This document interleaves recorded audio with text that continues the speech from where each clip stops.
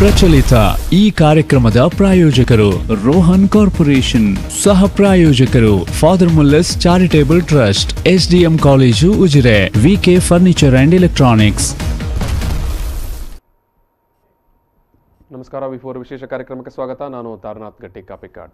ಈ ದಿವಸದ ನಮ್ಮ ಚರ್ಚೆ ಕೃಷಿ ಮಸೂದೆ ವಾದ ವಿವಾದ. ಈ ವಿಚಾರವಾಗಿ ನಮ್ಮ ಜೊತೆಗೆ ಮಾತನಾಡಲಿಕ್ಕೆ ಇವತ್ತು ತಜ್ಞರುಗಳಾದಂಥ ಪ್ರೊಫೆಸರ್ ಚಂದ್ರ ಪೂಜಾರಿ ಅವರು, ಜೊತೆಗೆ ವಾಸುದೇವ್ ಉಚ್ಚಿಲ್ ಅವರು ಸ್ಟುಡಿಯೋದಲ್ಲಿದ್ದಾರೆ. ನಾನು ಉಚ್ಚಿಲ್ ಅವರೇ ಮತ್ತು ಚಂದ್ರ ಪೂಜಾರಿ ಅವರೇ ಇಬ್ಬರಿಗೂ ನಾನು ಪ್ರೀತಿಯಿಂದ ಸ್ವಾಗತ ಮಾಡ್ತಾ ಇದ್ದೇನೆ. ವೀಕ್ಷಕರೇ, ಪ್ರೊಫೆಸರ್ ಚಂದ್ರ ಪೂಜಾರಿ ಅವರು ಹಂಪಿ ಕನ್ನಡ ವಿಶ್ವವಿದ್ಯಾನಿಲಯದ ನಿವೃತ್ತ ಪ್ರಾಧ್ಯಾಪಕರು ಮತ್ತು ಆರ್ಥಿಕ ವಿಶ್ಲೇಷಕರು.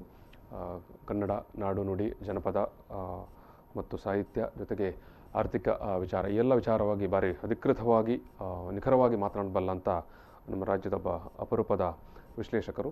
ಈಗಾಗಲೇ ನೀವು ವಿಫೋರ್ ವಾಹಿನಿಯಲ್ಲಿ ನೋಡಿರ್ತೀರಿ GST ಬಗ್ಗೆ ಅವರು ನೀಡಿದಂಥ ಒಂದು ಭಾರಿ ಅಧಿಕೃತವಾದಂಥ ಒಂದು ನಿಖರವಾದ ವಿಶ್ಲೇಷಣೆಯನ್ನು. ಆನಂತರ ನಮ್ಮ ಜೊತೆಗಿರುವರು ವಾಸುದೇವ್ ಉಚ್ಚಿಲ್ ಅವರು. ಕರ್ನಾಟಕ ಪ್ರಾಂತ ರೈತ ಸಂಘದ ಮುಖಂಡರು. ಜನಪರ ಚಳವಳಿ, ಜನಪರ ಸಾಂಸ್ಕೃತಿಕ ಕ್ಷೇತ್ರ, ಜೊತೆಗೆ ಸಮುದಾಯ, ಒಟ್ಟು ಈ ರೀತಿಯಾಗಿ ಜನಪರ ಮೂಮೆಂಟ್ನಲ್ಲೇ ಇರುವಂಥ ಒಬ್ಬ ವ್ಯಕ್ತಿ ವಾಸುದೇವ್ ಉಚ್ಚಿಲ್ ಅವರು. ವೀಕ್ಷಕರೇ, ಈಗಾಗಲೇ ನೀವು TV ಮತ್ತು ಪತ್ರಿಕೆಯಲ್ಲಿ ಕಳೆದ 2-3 ದಿವಸದಿಂದ ನೋಡಿರ್ತೀರಿ ಮತ್ತು ನಿನ್ನೆ ಬೆಳವಣಿಗೆಯನ್ನು ಕೂಡ ನೋಡಿರ್ತೀರಿ. ಲೋಕಸಭೆಯಲ್ಲಿ ಮತ್ತು ರಾಜ್ಯಸಭೆಯಲ್ಲಿ ಮಂಡನೆ ಆಗಿರುವಂಥ ಕೃಷಿ ಮಸೂದೆ, ನಿನ್ನೆ ರಾಜ್ಯಸಭೆಯಲ್ಲಿ ಈ ಒಂದು ಕೃಷಿ ಮಸೂದೆ ಮಂಡನೆ ಆಗಿದೆ. ಮುಖ್ಯವಾಗಿ 3 ಬಿಲ್ಗಳು ಪಾಸಾಗಲಿಕ್ಕಿತ್ತು. ಅದರಲ್ಲಿ ಒಂದು ತಿದ್ದುಪಡಿಯಾಗಿರೋ ವಿಚಾರ, 2 ಹೊಸ ಮಸೂದೆಗಳು. ನಿನ್ನೆ ಭಾರೀ ಗದ್ದಲದ ನಡುವೆ ಈ ಮಸೂದೆ ಪಾಸಾಗಿದೆ, ಅಂಗೀಕೃತವಾಗಿದೆ. ಮತ್ತು ಇವತ್ತು ಅದು ರಾಷ್ಟ್ರಪತಿಗಳ ಅಂಕಿತಕ್ಕೆ ಕೂಡ ರವಾನೆ ಆಗಿದೆ. ವಿಚಾರ ಏನಂತ ಹೇಳಿದರೆ, ಇಡೀ ದೇಶದಲ್ಲಿ ಈ ಒಂದು ಮಸೂದೆಗಳ ಬಗ್ಗೆ ಸುಮಾರು 3-4 ತಿಂಗಳುಗಳಿಂದಲೇ ಚರ್ಚೆ ನಡೀತಾ ಇತ್ತು. ಮತ್ತು ಏನು ಇದೊಂದು ಪಾರ್ಲಿಮೆಂಟಲ್ಲಿ ಈ ಒಂದು ವಿಚಾರ ಪ್ರಸ್ತಾಪಕ್ಕೆ ಬಂದಾಗ ಮತ್ತಷ್ಟು ತೀವ್ರವಾದ ವಾದ ಅಥವಾ ಪರ ಅಥವಾ ವಿರೋಧ ಅಭಿಪ್ರಾಯಗಳು ಕೇಳಿಬಂದಿದೆ.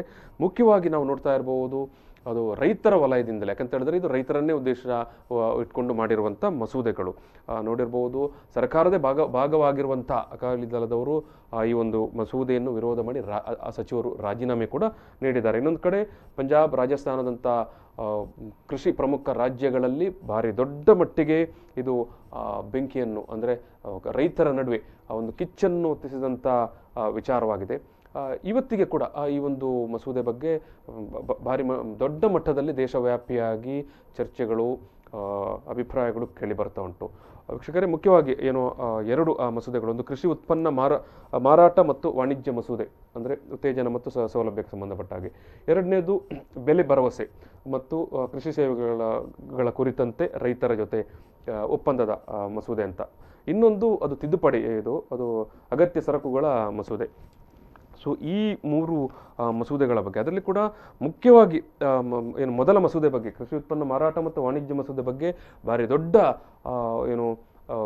ಆಕ್ಷೇಪಗಳು ಕೇಳಿ ಬರ್ತಾ ಇತ್ತು. ಮತ್ತು ಮುಖ್ಯವಾಗಿ ಆ ಮಸೂದೆಯ ಪೀಠಿಕೆಯಲ್ಲಿ ಇದ್ದಂಥ 2-3 ಶಬ್ದಗಳು ಅಥವಾ ಮಾತುಗಳಿದ್ದಾವೆ, ಅದರ ಬಗ್ಗೆ ಮುಖ್ಯವಾಗಿ ಚರ್ಚೆ ಮತ್ತು ಆಕ್ರೋಶಗಳು ರೈತರ ವಲಯದಿಂದ. ಆ ಮಸೂದೆಯಲ್ಲಿ ಉಲ್ಲೇಖಗೊಂಡಂಥ ವ್ಯಾಪಾರ ಪ್ರದೇಶ, ಅನಂತರ ವರ್ತಕ, ಅನಂತರ ವಿವಾದ ಇತ್ಯರ್ಥ ಮತ್ತು ಮಾರುಕಟ್ಟೆ ಶುಲ್ಕ, ಇವೆಲ್ಲ ಮುಖ್ಯ. ಈ ಒಂದು ಟಾರ್ಗೆಟೆಡ್ ಪಾಯಿಂಟ್ಗಳನ್ನೇ ಎತ್ತಿಕೊಂಡು ರೈತ ಮುಖಂಡರುಗಳು ಮತ್ತು ಜನಪರ ಚಳವಳಿಯವರು ವಿಚಾರವಾಗಿ ಮಾತಾಡ್ತಾ ಇದ್ದಾರೆ.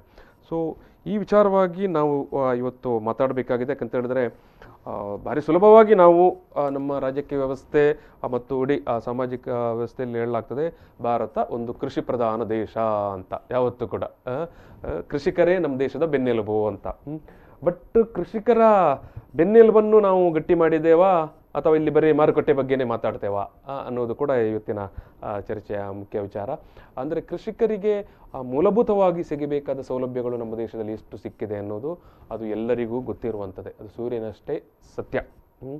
ಸೊ ನಾವು ಇವತ್ತು ಮಾತಾಡೋ ಸಂದರ್ಭದಲ್ಲಿ ಮೂಲ ಈ ಒಂದು 3 ಮಸೂದೆಗಳ ಬಗ್ಗೆ ಚರ್ಚೆಗೆ ಬರೋ ಸಂದರ್ಭದಲ್ಲೇ ನಾವು ಇವತ್ತು ಇಬ್ಬರು ಆರ್ಥಿಕ ಚಿಂತಕರು ನಮ್ಮ ಜೊತೆಗಿದ್ದಾರೆ. ಆನಂತರ ಕರ್ನಾಟಕ ರಾಜ್ಯ BJPಯ ಮಾಧ್ಯಮ ವಕ್ತಾರರು ಕೂಡ ಇವತ್ತು ಈ ಒಂದು ಮಸೂದೆಯ ಬಗ್ಗೆ, ನೀವೇನು ಬೇಸರ ಪಡಬೇಡಿ, ಆ ಮಸೂದೆಯಲ್ಲಿ ರೈತರಿಗೆ ಪೂರಕವಾಗುವಂತಲೇ ವಿಚಾರಗಳಿದ್ದಾವೆ, ಜನರಿಗೆಲ್ಲ ಸ್ವಲ್ಪ ಕನ್ಫ್ಯೂಷನ್ ಆಗಿದೆ ಅಷ್ಟೇ ಅನ್ನುವಂಥ ಒಂದು ಏನು ಜನರನ್ನು ಸಮಜಾಯಿಸಿಕೆ ಮಾಡಲಿಕ್ಕೆ ಕೂಡ ಅವರು ಮುಂದಾಗಿದ್ದಾರೆ. ರಾಜ್ಯ BJP ವಕ್ತಾರರಾಗಿರುವಂಥ ಗಣೇಶ್ ಕಾರ್ಣಿಕ್ ಅವರು ನೀಡಿರುವಂಥ ಈ ಒಂದು ಸ್ಪಷ್ಟೀಕರಣದ ಮಾತುಗಳು ಕೂಡ ನಮ್ಮ ಜೊತೆಗಿದೆ. ಅದನ್ನು ಕೂಡ ನಾವು ಆಮೇಲೆ ನಿಮಗೆ ತೋರಿಸ್ತೇವೆ. ಈಗ ನಾವು ಚರ್ಚೆಗೆ ಬರುವ ಸಂದರ್ಭದಲ್ಲಿ ಇದು ಚಂದ್ರ ಪೂಜಾರಿ ಅವರೇ ಮತ್ತು ಉಚ್ಚಿಲ್ ಅವರೇ, ಮಸೂದೆಗಳು ಬರ್ತದೆ, ಇನ್ನೂ ಬರಲಿಕ್ಕೆ ಇರಬಹುದು. ಬಟ್ ನಾವು ಏನು ಈ ದೇಶ ಒಂದು ಗ್ಲೋಬಲೈಸೇಷನ್ ಅಂತ ಇದಕ್ಕೆ ತೆರೆದುಕೊಳ್ಳುವ ಆ ದಿನದ ನಂತರ ಯಾವತ್ತೂ ಕೂಡ ಮಾತಾಡುವಾಗ, ಅಂದರೆ 90ರ ದಶಕದ ನಂತರ ಮಾತನಾಡುವಾಗ ಪ್ರತಿಯೊಂದಕ್ಕೂ ಏನು ಕೃಷಿಯ ವಿಚಾರಕ್ಕೆ ಬಂದಾಗ ಎಲ್ಲ ಸಮಸ್ಯೆಗಳಿಗೆ ಪರಿಹಾರ ಏನಂತ ಹೇಳಿದ್ರೆ ಆಧುನಿಕ ಮಾರುಕಟ್ಟೆ, ಹೊಸ ಸ್ವರೂಪದ ಮಾರುಕಟ್ಟೆ ಅಥವಾ ಖಾಸಗೀಕರಣ, ಇಷ್ಟನ್ನು ಮಾತ್ರ ಹೇಳ್ತಾ ಬಂದಿದ್ದಾರೆ. ಇವತ್ತು ಕೂಡ ಅದನ್ನೇ ಹೇಳ್ತಾ ಇದ್ದಾರೆ. ಇದರ ಬಗ್ಗೆ ನಿಮ್ಮ ವಿಶ್ಲೇಷಣೆ ಏನು? ಯಾಕಂತ ಹೇಳಿದ್ರೆ ನಾವು ಈ ಪರ್ಟಿಕ್ಯುಲರ್ ಆಗಿ ಈ ಮಸೂದೆಗಳ ಬಗ್ಗೆ ನಾವು ನಂತರ ಚರ್ಚೆ ಮಾಡುವ. ಯಾಕಂದರೆ ಇದು ಈಗ ಮೂಲದಿಂದ ನಾವು ಚರ್ಚೆ ಆರಂಭಿಸಬೇಕು. ಕೃಷಿಕರ ಎಲ್ಲಾ ಸಮಸ್ಯೆಗಳಿಗೆ ಪರಿಹಾರ ಮಾರುಕಟ್ಟೆ ಮತ್ತು ಖಾಸಗೀಕರಣ. ಅಲ್ಲಿ ಕೃಷಿಕರು ಅಂತಲ್ಲ, ನಮ್ಮಲ್ಲಿರುವ ಎಲ್ಲ ಅಭಿವೃದ್ಧಿ ಸಮಸ್ಯೆಗೆ 90ರ ನಂತರ ಪ್ರೈವೇಟೈಸ್ ಮಾಡೋದು, ಖಾಸಗೀಕರಣ ಮಾಡೋದು, ಮಾರುಕಟ್ಟೆಗೆ ಮುಕ್ತ ಮಾರುಕಟ್ಟೆ ಅಂತ ಹೇಳ್ತಾ ಇದ್ದೇವೆ. ಬೇಸಿಕಲಿ ನೋಡಿ, ಮಾರುಕಟ್ಟೆ ಅಂತ ಹೇಳಿದ್ರೆ ಏನು ದೇವರ ಸೃಷ್ಟಿ ಅಲ್ಲ, ಅದು ನಾವೇ ಕಾಯ್ದೆ ಮೂಲಕ ಸೃಷ್ಟಿ ಮಾಡೋದು ಮಾರ್ಕೆಟ್ ಅಂತ ಹೇಳೋದು. ಸೊ ಮಾರ್ಕೆಟು ಒಂದು ಸಾಮಾಜಿಕ ನ್ಯಾಯ ಇರುವ ಸಮಾಜದಲ್ಲಿ ಮಾರ್ಕೆಟ್ ಮಾಡುವ ಮೂಲಕ, ಮುಕ್ತ ಮಾರುಕಟ್ಟೆ ಚಾಲನೆ ತರುವ ಮೂಲಕ ಎಲ್ಲರಿಗೂ ನ್ಯಾಯ ಸಾಧ್ಯ. ಬಟ್ ಯಾವ ಸಮಾಜದಲ್ಲಿ ಸಾಮಾಜಿಕ ನ್ಯಾಯ ಇಲ್ವೋ ಅಲ್ಲಿ ನೀವು ಎಲ್ಲವನ್ನೂ ಪ್ರೈವೇಟೈಸ್ ಮಾಡೋದು, ಎಲ್ಲವನ್ನೂ ಮಾರ್ಕೆಟ್ ವ್ಯಾಪ್ತಿಗೆ ತಂದರೆ ಸಾಮಾಜಿಕ ನ್ಯಾಯಕ್ಕಿಂತ ಅನ್ಯಾಯ ಜಾಸ್ತಿ ಆಗ್ತದೆ. ಯಾಕೆ? It is very simple logic. ನೀವು ನೋಡಿಗ ಇಲ್ಲಿ ಒಂದೇ ತರ ಸಾಮಾಜಿಕ ನ್ಯಾಯವನ್ನು ಒಂದೇ ಸಾಲಿನಲ್ಲಿ ನೀವು ಹೇಳೋದಿದ್ದರೆ, ಬಾರಿ ಸರಳವಾಗಿ ಹೇಳ್ತಿದ್ರೆ, ಒಂದು ಸಮಾಜದಲ್ಲಿ ಎಲ್ಲರಲ್ಲಿ ಒಂದೇ ಮಟ್ಟದ ಖರೀದಿಸುವ ಶಕ್ತಿ ಇದ್ದರೆ ಅಲ್ಲಿ ಸಾಮಾಜಿಕ ನ್ಯಾಯ ಇದೆ ಅಂತ ಹೇಳ್ಬೋದು. ಒಂದು ಸಮಾಜದಲ್ಲಿ ಕೆಲವರು 3 ಹೊತ್ತಿನ ಊಟಕ್ಕೆ ಪರದಾಡ್ತಾರೆ, ಮತ್ತೆ ಕೆಲವು ಮಧ್ಯಮ ವರ್ಗದವರಿದ್ದಾರೆ, ಮತ್ತೆ ಅನುಕೂಲಸ್ಥರಿದ್ದಾರೆ.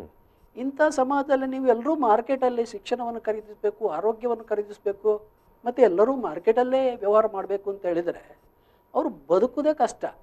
ಸೊ ಭಾರಿ ಮುಖ್ಯವಾಗಿ ನಾವು ಆಲೋಚನೆ ಮಾಡೋದು ಅಂತ ಹೇಳಿದರೆ, ಅಸಮಾನತೆ ಹೆಚ್ಚಿರುವ ಒಂದು ಸಾಮಾಜಿಕ ಆರ್ಥಿಕ ಪರಿಸರದಲ್ಲಿ ಮಾರ್ಕೆಟು ಅಸಮಾನತೆಯನ್ನು ಇನ್ನೂ ಹೆಚ್ಚು ಮಾಡ್ತದೆ, ಕಡಿಮೆ ಮಾಡುತ್ತಿಲ್ಲ, ಅಸಮಾನತೆಯನ್ನು ಜಾಸ್ತಿ ಮಾಡ್ತದೆ. ಎಸ್ಪೆಷಲಿ ಅಂಥ ಸಮಾಜದಲ್ಲಿ ಮೂಲಭೂತ ಸೌಕರ್ಯಗಳು, ಎಸ್ಪೆಷಲಿ ನಾವು ಬದುಕಿ ಉಳಿಲಿಕ್ಕೆ ಏನು ಬೇಕು, ಆಹಾರದ ಭದ್ರತೆ, ಆರೋಗ್ಯ, ಶಿಕ್ಷಣ, ವಸತಿ, ಕುಡಿಯೋ ನೀರು, ಇಂಥದ್ದು. ಇದನ್ನ ಬೇಲೆ ಏನು ಬೇಡ, ಅವರಿಗೆ ಭೂಮಿ ಕೊಡಿ, ಬಂಡವಾಳ ಕೊಡಿ ಅಂತ ನಾವು ಕೇಳುದಿಲ್ಲ. ಇದನ್ನಾದರೂ ನಾವು ಒಂದು ರೆಗ್ಯುಲೇಟೆಡ್ ಮಾರ್ಕೆಟ್ಗೆ ಬಿಡಬೇಕು ಹೊರತು ಅದನ್ನು ಮುಕ್ತ ಮಾರ್ಕೆಟ್ಗೆ ಬಿಟ್ಟರೆ ಈ ಕೆಳಗೆ ಇದ್ದಾರಲ್ಲ ಒಂದು 70% ಜನ, ಅವರು ಉಸಿರಾಡೋದೇ ಕಷ್ಟ. ಬಟ್ ಅನ್ಫಾರ್ಚುನೇಟ್ಲಿ ಏನಾಗ್ತಾ ಇದೆ ಅಂತ ಹೇಳಿದ್ರೆ 90ರ ನಂತರ ಎಲ್ಲಾ ಸಮಸ್ಯೆಗೆ ಇದನ್ನೇ ಪರಿಹಾರ ಅಂತ ನಾವು ಮುಂದಿಡ್ತಾ ಇದ್ದೇವೆ. ಇಸ್ ನಥಿಂಗ್ ಎಲ್ಲವೂ ಇದಕ್ಕೆ ನಾವು ಎಲ್ಲವನ್ನೂ ಸರ್ಕಾರ ಎಲ್ಲವನ್ನೂ ಕಾರ್ಪೊರೇಟ್ಗೆ ಖಾಸಗೀಕರಣ ಕೊಡ್ತಿದ್ರೆ ನಾವು ಸರ್ಕಾರ ಅಂತ ಯಾಕೆ 5 ವರ್ಷಕ್ಕೆ ಚುನಾವಣೆ ಮಾಡಬೇಕು, ಕೋಟಿಗಟ್ಟಲೆ ಯಾಕೆ ಖರ್ಚು ಮಾಡಬೇಕು? ಇವರು ಪ್ರತಿ MLA MP ಗಳು ಕೋಟಿಗಟ್ಟಲೆ ಅವರ ಸಂಬಳ, ಸಾರಿಗೆ ವ್ಯವಸ್ಥೆ ಇದೆಲ್ಲ ಯಾಕೆ ಮಾಡಬೇಕು? ಅವರ ಜವಾಬ್ದಾರಿ ಏನು? What is the responsibility of this government? ಇದಲ್ಲ. ನಾನು BJP ಕಾಂಗ್ರೆಸ್ ಯಾವುದೇ ಸರ್ಕಾರ ಯಾಕೆ ನಾವು 5 ವರ್ಷಕ್ಕೊಮ್ಮೆ ಚುನಾವಣೆ ಮಾಡಿ ಇವ್ರನ್ನ ಆಯ್ಕೆ ಮಾಡಬೇಕು?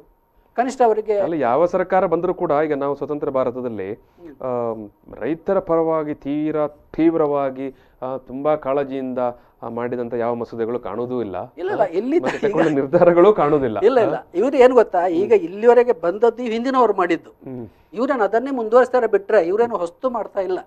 ಖಾಸಗೀಕರಣ ಆಗ್ಲಿ, ಈ ಮಾರ್ಕೆಟ್ ಇಂಟ್ರೊಡ್ಯೂಸ್ ಮಾಡೋದು ಎಲ್ಲವೂ ಕೂಡ ಹಿಂದೆ ಏನಿತ್ತು ಅದನ್ನು ಒಂದು ಹೆಜ್ಜೆ ಮುಂದೆ ಕೊಂಡು ಹೋಗ್ತಾ ಇದ್ದಾರೆ. ನಮ್ಮ ಮಕ್ಕಳ ಏನು ಪ್ರಥಮ ಶಾಲೆ ಅಥವಾ ಹೈಸ್ಕೂಲ್ ಮಕ್ಕಳ ಏನು ಪಠ್ಯದಲ್ಲಿ ಮಾತ್ರ ಸೀಮಿತ. ರೈತ ನಮ್ಮ ದೇಶದ ಬೆನ್ನೆಲುಬು, ಭಾರತ ಕೃಷಿ ಸಂಸ್ಕೃತಿ ದೇಶ. ಇದು ಉಚ್ಚಿಲ್ ಅವರೇ, ಅದೇ ಈಗ ನಾನು ಚಂದ್ರ ಪೂಜಾರಿ ಅವರು ಮಾತಾಡಿದ ಮಾತಿನಲ್ಲಿ ಅದನ್ನೇ ಕೇಳೋದು. ಈಗ 90ರ ನಂತರದ ಒಂದು ಈ ದೇಶದ ಆರ್ಥಿಕ ಸನ್ನಿವೇಶದಲ್ಲಿ ಅಥವಾ ರಾಜಕೀಯ ಸನ್ನಿವೇಶದಲ್ಲಿ ಎಲ್ಲ ಸಮಸ್ಯೆಗಳಿಗೆ, ರೈತರ ಎಲ್ಲ ಸಮಸ್ಯೆಗಳಿಗೆ ತೋರಿಸುವಂಥ ಉತ್ತರ ಮಾರ್ಕೆಟ್ ಮತ್ತು ಪ್ರೈವೇಟೈಸೇಷನ್. 90ರ ದಶಕದ ಅನಂತರದಲ್ಲಿ ಕೇವಲ ಭಾರತದಲ್ಲಿ ಮಾತ್ರ ಇಂಥ ಪರಿಸ್ಥಿತಿ ಆದ. ಒಂದು ಜಾಗತಿಕ ವಿದ್ಯಮಾನದ ಭಾಗವಾಗಿ ಗ್ಲೋಬಲೈಸೇಷನ್ ಗ್ಲೋಬಲೈಸೇಷನ್ ಅಂತ ಹೇಳ್ತೀವಲ್ಲ, ಅದರ ಭಾಗವಾಗಿ ಭಾರತದಲ್ಲಿ ಈ ಉದಾರೀಕರಣ ನಡೆದಿದೆ. ಈ ಉದಾರೀಕರಣದ ಮುಖ್ಯ ಲಕ್ಷಣವೇ ಮಾರುಕಟ್ಟೆ. ಆ ಮಾರುಕಟ್ಟೆಯನ್ನು ನಿಯಂತ್ರಿಸೋದು ಅದು ಬರೀ ಕೃಷಿ ರಂಗವೇ ಅಲ್ಲ, ಕೈಗಾರಿಕಾ ರಂಗವೇ ಇರಲಿ, ಇತರ ಒಂದು ವ್ಯಾವಹಾರಿಕ ರಂಗವೇ ಇರಲಿ, ಅದನ್ನು WTO ಇಂಥ ಅಂತಾರಾಷ್ಟ್ರೀಯ ಆರ್ಥಿಕ ಸಂಸ್ಥೆಗಳು ಅದನ್ನು ಮಾನಿಟರ್ ಮಾಡುವಂತಹ, ಅದನ್ನು ಗೈಡ್ ಮಾಡುವಂಥ ಒಂದು ಪರಿಸ್ಥಿತಿ ಆವಾಗ ಉಂಟಾಯಿತು.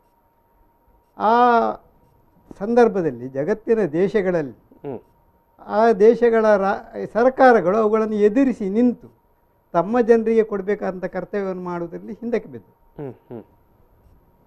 ಅಷ್ಟು ಮಾತ್ರ ಅಲ್ಲ, ಇವತ್ತಿಗೂ ಕೂಡ ಆ ಒಂದು ಕಾರ್ಪೊರೇಟ್ ಉದ್ಯಮ ಸಂಸ್ಥೆಗಳಿಗೆ ಜಾಗತಿಕ ಜಗತ್ತಿನ ಎಲ್ಲ ದೇಶಗಳ ಸರ್ಕಾರಗಳು ಕೂಡ ಶರಣಾಗಿ ಕಾರ್ಯನಿರ್ವಹಿಸ್ತಾ ಇದ್ದಾರೆ. ಆದ್ದರಿಂದ ಇವತ್ತು ನಮ್ಮ ದೇಶದಲ್ಲಿ ಆಳ್ತಿರುವಂತಹ ಆಡಳಿತದಲ್ಲಿರುವಂಥ ಪಕ್ಷಗಳು ಅದು ಯಾವುದೇ ಇರಲಿ, ಅದು 90ರಿಂದ ಬದಲಾಗಿದೆ. ಒಂದೇ ಪಕ್ಷ ಏನಿಲ್ಲ. ಮೊದಲು ಪ್ರಾರಂಭ ಮಾಡಿದಂಥ ನೀತಿಗಳನ್ನೇ ಆಮೇಲೆ ಅದು ನಾವು ವಿರೋಧಿಸ್ತೇವೆ ಅಂತ ಹೇಳಿದ ಪಕ್ಷದವರ ಅಧಿಕಾರಕ್ಕೆ ಬಂದಾಗಲೂ ಅದನ್ನೇ ಮುಂದುವರಿಸಿಕೊಂಡು ಹೋಗಿದ್ದಾರೆ.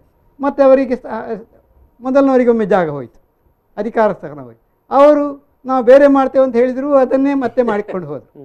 ಮತ್ತು ಈಗ ಇನ್ನೊಂದು ಅದೇ ಅವರೇ ಇರಲಿ, ಒಮ್ಮೆ ಅವರು ಒಮ್ಮೆ ಇವರು, ಅವರು ಬಿಟ್ಟರೆ ಇವರೇ ಯಾರು ಅನ್ನುವ ರೀತಿಯಲ್ಲಿ ಸಾಗ್ತಾ ಇರುವ ಒಂದು ಪರಿಸ್ಥಿತಿಯಲ್ಲಿ ಮತ್ತಷ್ಟು ತೀವ್ರವಾದಂಥ ಉದಾರೀಕರಣ ಮತ್ತು ಮಾರುಕಟ್ಟೆ ಪ್ರವೇಶ ಆಗಿದೆ ಹೊರತು ಜನಸಾಮಾನ್ಯರಿಗೆ ಯಾವ ಒಂದು ವಿಮೋಚನೆ ಬಿಡುಗಡೆ ದೊರೆತಿಲ್ಲ ಅನ್ನೋದು ನಮಗೆ ಕಂಡು ಬರ್ತದೆ. ಈಗ ನೀವು ಅದು WTO ವರ್ಲ್ಡ್ ಜಾಗತಿಕ ವ್ಯಾಪಾರಿ ಒಕ್ಕೂಟದ ಬಗ್ಗೆ ಅಲ್ಲಿ ಪ್ರಸ್ತಾಪ ಮಾಡಿದ್ರಿ. ಮತ್ತು ಅಂದರೆ ಈ ದೇಶದಲ್ಲಿ ತಗೊಳ್ಳುವಂಥ ಕೃಷಿ ನೀತಿಗಳು ಅಥವಾ ಕೃಷಿಕರಿಗೆ ಸಂಬಂಧಪಟ್ಟ ನೀತಿಗಳು ಬಹುಶಃ ಈ WTOದ ಇನ್ಫ್ಲೂಯೆನ್ಸ್ ಅಥವಾ ನೀವು ಏನು ಜಾಗತೀಕರಣದ ಈಗ ಬೆಳವಣಿಗೆ ಅಂತ ಹೇಳಿದ್ರಲ್ಲ, ಅಂದರೆ ನಮ್ಮನ್ನು ಯಾರೋ ಹೊರಗಡೆಯವರು ನಿಯಂತ್ರಣ ಮಾಡ್ತಾ ಇದ್ದಾರೆ ಅಂತ ಹೇಳಲಿಕ್ಕೆ ಇಷ್ಟಪಡ್ತೀರಾ? ಹೇಗೆ ಅದು ನಮ್ಮನ್ನು ನಿಯಂತ್ರಣ ಮಾಡೋದ್ರಲ್ಲಿ ನಮ್ಮ ದೇಶದ ಹೊರಗಿನವರೆಂದರೆ ಕೂಡ ಬೇರೆ ದೇಶಗಳ ಕಾರ್ಪೊರೇಟ್ ಸಂಸ್ಥೆಗಳು, ನಮ್ಮ ದೇಶದ ಕಾರ್ಪೊರೇಟ್ ಸಂಸ್ಥೆಗಳು ಅದನ್ನೇ ಕೆಲಸ ಮಾಡ್ತಾ ಇದ್ದಾರೆ. ಅವರಲ್ಲಿ ಸಹಕಾರ ಇದೆ. ಆ ಕಾರ್ಪೊರೇಟ್ಗಳಿಗೂ ಈ ಕಾರ್ಪೊರೇಟ್ಗಳಿಗೂ ಒಂದು ಸಹಕಾರ ಇದೆ, ಅವರಲ್ಲಿ ನಂಟಿದೆ. ಅಲ್ಲಿ ಮೊದಲಲ್ಲಿ ಪ್ರಾರಂಭದ ವರ್ಷಗಳಲ್ಲಿ ಅವರ ಒಂದು ಜೂನಿಯರ್ ಪಾರ್ಟ್ನರ್ ಅನ್ನೋ ಥರ ಇದ್ದವರು ಇವತ್ತು ಸುಮಾರು ನಮ್ಮ ಇಲ್ಲಿನ ಕಾರ್ಪೊರೇಟ್ಗಳು ಅವರಿಗೆ ಸಮ ಆಗಿರ್ಬೋದು ಅಂತ ಹಂತ ತಲುಪಿದ್ದಾರೆ. ಕೆಲವರದ್ದು ಆ ಹಂತ ತಲುಪಿದ್ದಾರೆ ಕಾರ್ಪೊರೇಟ್ ಕಂಪನಿಗಳು. ಹೌದು. ಒಂದು ಸಣ್ಣ ಇದು ಅಂದ್ರೆ ಬೇಸಿಕಲಿ ಏನು ಗೊತ್ತಾ, ಈಗ ಇವ್ರು ಹೇಳಿದಾಗೆ ಈಗ ಯಾವುದೇ ದೇಶದ ಅರ್ಥವ್ಯವಸ್ಥೆ ಒಟ್ಟು ಪ್ರಪಂಚದ ಎಲ್ಲ ದೇಶಗಳ ಅರ್ಥವ್ಯವಸ್ಥೆಗಿಂತ ಭಿನ್ನ ರೂಪದಲ್ಲಿ ನಡೀತಾ ಇಲ್ಲ, ನಡೀಲಿಕ್ಕೂ ಸಾಧ್ಯ ಆಗುದಿಲ್ಲ ಮೂಲಭೂತವಾಗಿ. ಬಟ್ ಅದರ ಅರ್ಥ ಏನು ಅಂತ ಹೇಳಿದ್ರೆ ಅಲ್ಲಿ ಏನಾಗ್ತದೆ ಇಲ್ಲೇ ಆಗ್ಬೇಕು ಅಂತ ಏನಿಲ್ಲ. ಇಲ್ಲಿಯ ಸಮಯ ಸಂದರ್ಭಕ್ಕೋಸ್ಕರ ಸಾಕಷ್ಟು ಬದಲಾವಣೆಗಳನ್ನು ಮಾಡಿಕೊಳ್ಬಹುದು. ಸಾಕಷ್ಟು ದೇಶಗಳು ಮಾಡಿಕೊಂಡಿವೆ ಕೂಡ. ಖಾಲಿ ಎಲ್ಲವನ್ನು ಪ್ರೈವೇಟೈಸ್ ಮಾಡುವುದು, ಎಲ್ಲವನ್ನು ಮಾರ್ಕೆಟ್ ವ್ಯಾಪ್ತಿಗೆ ತರಬೇಕು ಅಂತ ಇವತ್ತು ಕೂಡ ಸೋಷಿಯಲ್ ಡೆಮೋಕ್ರಸಿ ಅಂದ್ರೆ ಅಲ್ಲೇ ನೋಡಿ. ಈಗ ಸೇ ಫಾರ್ ಎಕ್ಸಾಂಪಲ್ ಸ್ವೀಡನ್ ಇರ್ಬೋದು, ನ್ಯೂಜಿಲ್ಯಾಂಡ್ ಇರ್ಬೋದು, 4-5 ದೇಶಗಳು, ಸಣ್ಣ ಪುಟ್ಟ ದೇಶಗಳು, ಅಲ್ಲಿ ಅವರ ಹ್ಯೂಮನ್ ಡೆವಲಪ್ಮೆಂಟ್ ಇಂಡೆಕ್ಸ್ ಎಷ್ಟು ಚೆನ್ನಾಗಿದೆ ಅಂತ ಹೇಳಿದ್ರೆ ಅವರು ಟಾಪ್ ಮೋಸ್ಟ್ ಹ್ಯೂಮನ್ ಡೆವಲಪ್ಮೆಂಟ್ ಅಂದರೆ ಶಿಕ್ಷಣ, ಆರೋಗ್ಯದ ಮೇಲೆ ಮತ್ತು ಸೋಷಿಯಲ್ ಡೆವಲಪ್ಮೆಂಟ್ ಮೇಲೆ ತುಂಬ ಖರ್ಚು ಮಾಡ್ತಾ ಇದ್ದಾರೆ. ಇದು ಯಾಕೆ ಆಗ್ತಾ ಇದೆ ಅಂತ ಹೇಳಿದ್ರೆ ಅಲ್ಲಿ ಪ್ರಜೆಗಳಿಗೆ ಡೆಮೋಕ್ರಸಿ ಅಂದ್ರೆ ಏನು, ನಾವು ಒಬ್ಬ ಯಾರಿಗೆ ಓಟ್ ಹಾಕಿದ್ರೆ ಏನು ಪಾಲಿಸಿ ತರ್ತಾರೆ ಇದೆಲ್ಲ ಗೊತ್ತಾಗ್ತದೆ. ನಮ್ಮಲ್ಲಿ ಏನಾಗ್ತದೆ, 130 ಕೋಟಿ ಜನ ಈ ಇಲೆಕ್ಷನ್ ಅಲ್ಲಿ ಒಂದು ದಿನ ಕೂಡ ಇದರ ಬಗ್ಗೆ ನಾವು ಗೆದ್ದರೆ ಈ ಪಾಲಿಸಿ ತರ್ತೇವೆ ಅಂತ ಯಾರಾದ್ರೂ ಚರ್ಚೆ ಮಾಡ್ತಾರಾ? ನಮ್ಮ ದೇಶದಲ್ಲಿ ಆರ್ಥಿಕ ಪಾಲಿಸಿಗಳ ಬಗ್ಗೆ ಮಾತನಾಡುವ ಪ್ರಶ್ನೆನೇ ಇಲ್ಲ. ರಾಜ್ಯಕ್ಕೆ ಏನು ಇಲೆಕ್ಷನ್ ಟೈಮ್ ಅಲ್ಲಿ ಕೂಡ ಆ ವಿಚಾರ ಚರ್ಚೆಗೆ ಬರುವುದಿಲ್ಲ, ಪ್ರಣಾಳಿಕೆಯಲ್ಲೂ ಬರುವುದಿಲ್ಲ. ಅಲ್ಲ, ಪ್ರಣಾಳಿಕೆಯಲ್ಲಿ ಏನೋ ಇರ್ತದೆ ಮೂಲೆಯಲ್ಲಿ, ಬಟ್ ಬೇಸಿಕ್ ಏನಾಗ್ತದೆ ಜಾತಿ ಧರ್ಮ ಇಟ್ಕೊಂಡು ಅದು ಹೀಗೆ ಅಂತ ಮಾಡೋದು ಬಿಟ್ಟರೆ ಡಿವಿಯೇಟ್ ಜನರನ್ನು ದಾರಿ ತಪ್ಪಿಸುವುದು. ಒಂದು ಏನಾದ್ರೂ ಬಹುಶಃ ತುಂಬಾ ಸೆನ್ಸೇಷನ್ ಆಗುವಂತ ಒಂದು ವಿಷಯ ಅದೇ ಮುನ್ನೆಲೆಗೆ ಬಂದಿರ್ತದೆ ಅಲ್ಲಿಗೆ ಮುಗೀತು. ನೆಕ್ಸ್ಟ್ ಈಗ ಇವತ್ತು ಅದು ಹಿಂದೆ ಬಿಡಿ, ಇಲೆಕ್ಷನ್ ಹೋಗ್ಬೇಡಿ. ಇವತ್ತು ಕೂಡ ಏನಾಗಿದೆ, GDP ಇಷ್ಟು ಕುಸಿತ ಕಂಡಿದೆ, GST ಪೇಮೆಂಟ್ ಆಗ್ತಾ ಇಲ್ಲ. GST ಪೇಮೆಂಟ್ ಆಗ್ತಾ ಇರೋದು ರಾಜ್ಯಗಳಿಗೆ ದೊಡ್ಡ ಅಂದ್ರೆ ನಮ್ಮ ಇಡೀ ಒಂದು ಫೆಡರಲ್ ಸೆಟಪ್ಗೆ ಹೊಡೆತ ಅದು. ಅಂತ ನಿರುದ್ಯೋಗ ಎಷ್ಟು ಹೆಚ್ಚಿದೆ, ಅದು ಯಾವ್ದಾದ್ರು ಟಿವಿಯಲ್ಲಿ ಚರ್ಚೆ ಆಗ್ತಾ ಇದೆಯಾ? ಇಲ್ಲ, ಖಂಡಿತಕ್ಕಾಗೋದಿಲ್ಲ. ಏನೋ ಸೆನ್ಸೇಷನ್ ಆಗುವಂತದ್ದೇ ಚರ್ಚೆ ಆಗ್ತದೆ. ಬಂದ ಹೊಸದರಲ್ಲಿ ಸೋಷಿಯಲಿಸ್ಟ್ ಪ್ಯಾಟರ್ನ್ ಆಫ್ ಸೊಸೈಟಿ ಅನ್ನುವಂಥ ಒಂದು ಪರಿಕಲ್ಪನೆಯನ್ನು ನಮ್ಮ ದೇಶದಲ್ಲಿ ಒಂದು ಚಲಾವಣೆಗೆ ತರಲಾಗಿದೆ. ಹಾಗೆ ತಂದಾಗ ಜನರಿಗೆ ಅವರ ಕೈಯಲ್ಲಿ ಒಂದಿಷ್ಟು ಹಣ ಇರಬೇಕು, ಅವರು ತಮ್ಮ ವ್ಯವಹಾರವನ್ನು ತಾವೇ ನಿಭಾಯಿಸಬೇಕು ಅನ್ನುವಂತಹ ಒಂದು ಆದರ್ಶ ಆದರೂ ಇತ್ತು. ಈಗ ಅಂತ ಅವು ಯಾವ ಇಲ್ಲ. ಆದರ್ಶಗಳಿಲ್ಲ. ಈಗ ಅವನ್ನು ಈಗ ಬರೀ ನಾವು ಆ ಮಾತನ್ನು ನೀವು ಇವತ್ತು ನಾವು ನಾವು ಆಗ ಹೇಳ್ತಾ ಇದ್ದೀವಿ. ಚರ್ಚೆ ಮಾಡಿದಾಗೆ ಮಾರುಕಟ್ಟೆ ಮಾತ್ರ ಇವತ್ತು ಪ್ರಶ್ನೆ ಅಲ್ಲ ಇದೆ. ತರಬೇಕಾದ್ರೆ ಪಾಲಿಸಿ ತರುವುದು ನಾವು ಎಲೆಕ್ಟೆಡ್ ಮಾಡಿದವರು. ಹೌದೌದು. ಓಕೆ, ನಾವೀಗ ಒಂದು ಸಣ್ಣ ಬ್ರೇಕ್ ತಗೊಳ್ಳೋ. ಬ್ರೇಕ್ ನಂತರ ಮತ್ತೆ ನಾವು ಮುಖ್ಯವಾಗಿ ಏನು ನಿನ್ನೆ ಈಗ ರಾಜ್ಯಸಭೆಯಲ್ಲಿ ಮಂಡನೆಯಾದ ಪಾಸಾದಂಥ 2 ಪ್ರಮುಖವಾದ ಕೃಷಿ ಮಸೂದೆಗಳೇನಿದೆ ಆ ವಿಚಾರವಾಗಿ ಚರ್ಚೆ ಮಾಡೋ. ವೀಕ್ಷಕರಿಗೆ ಒಂದು ಸಣ್ಣ ಬ್ರೇಕ್.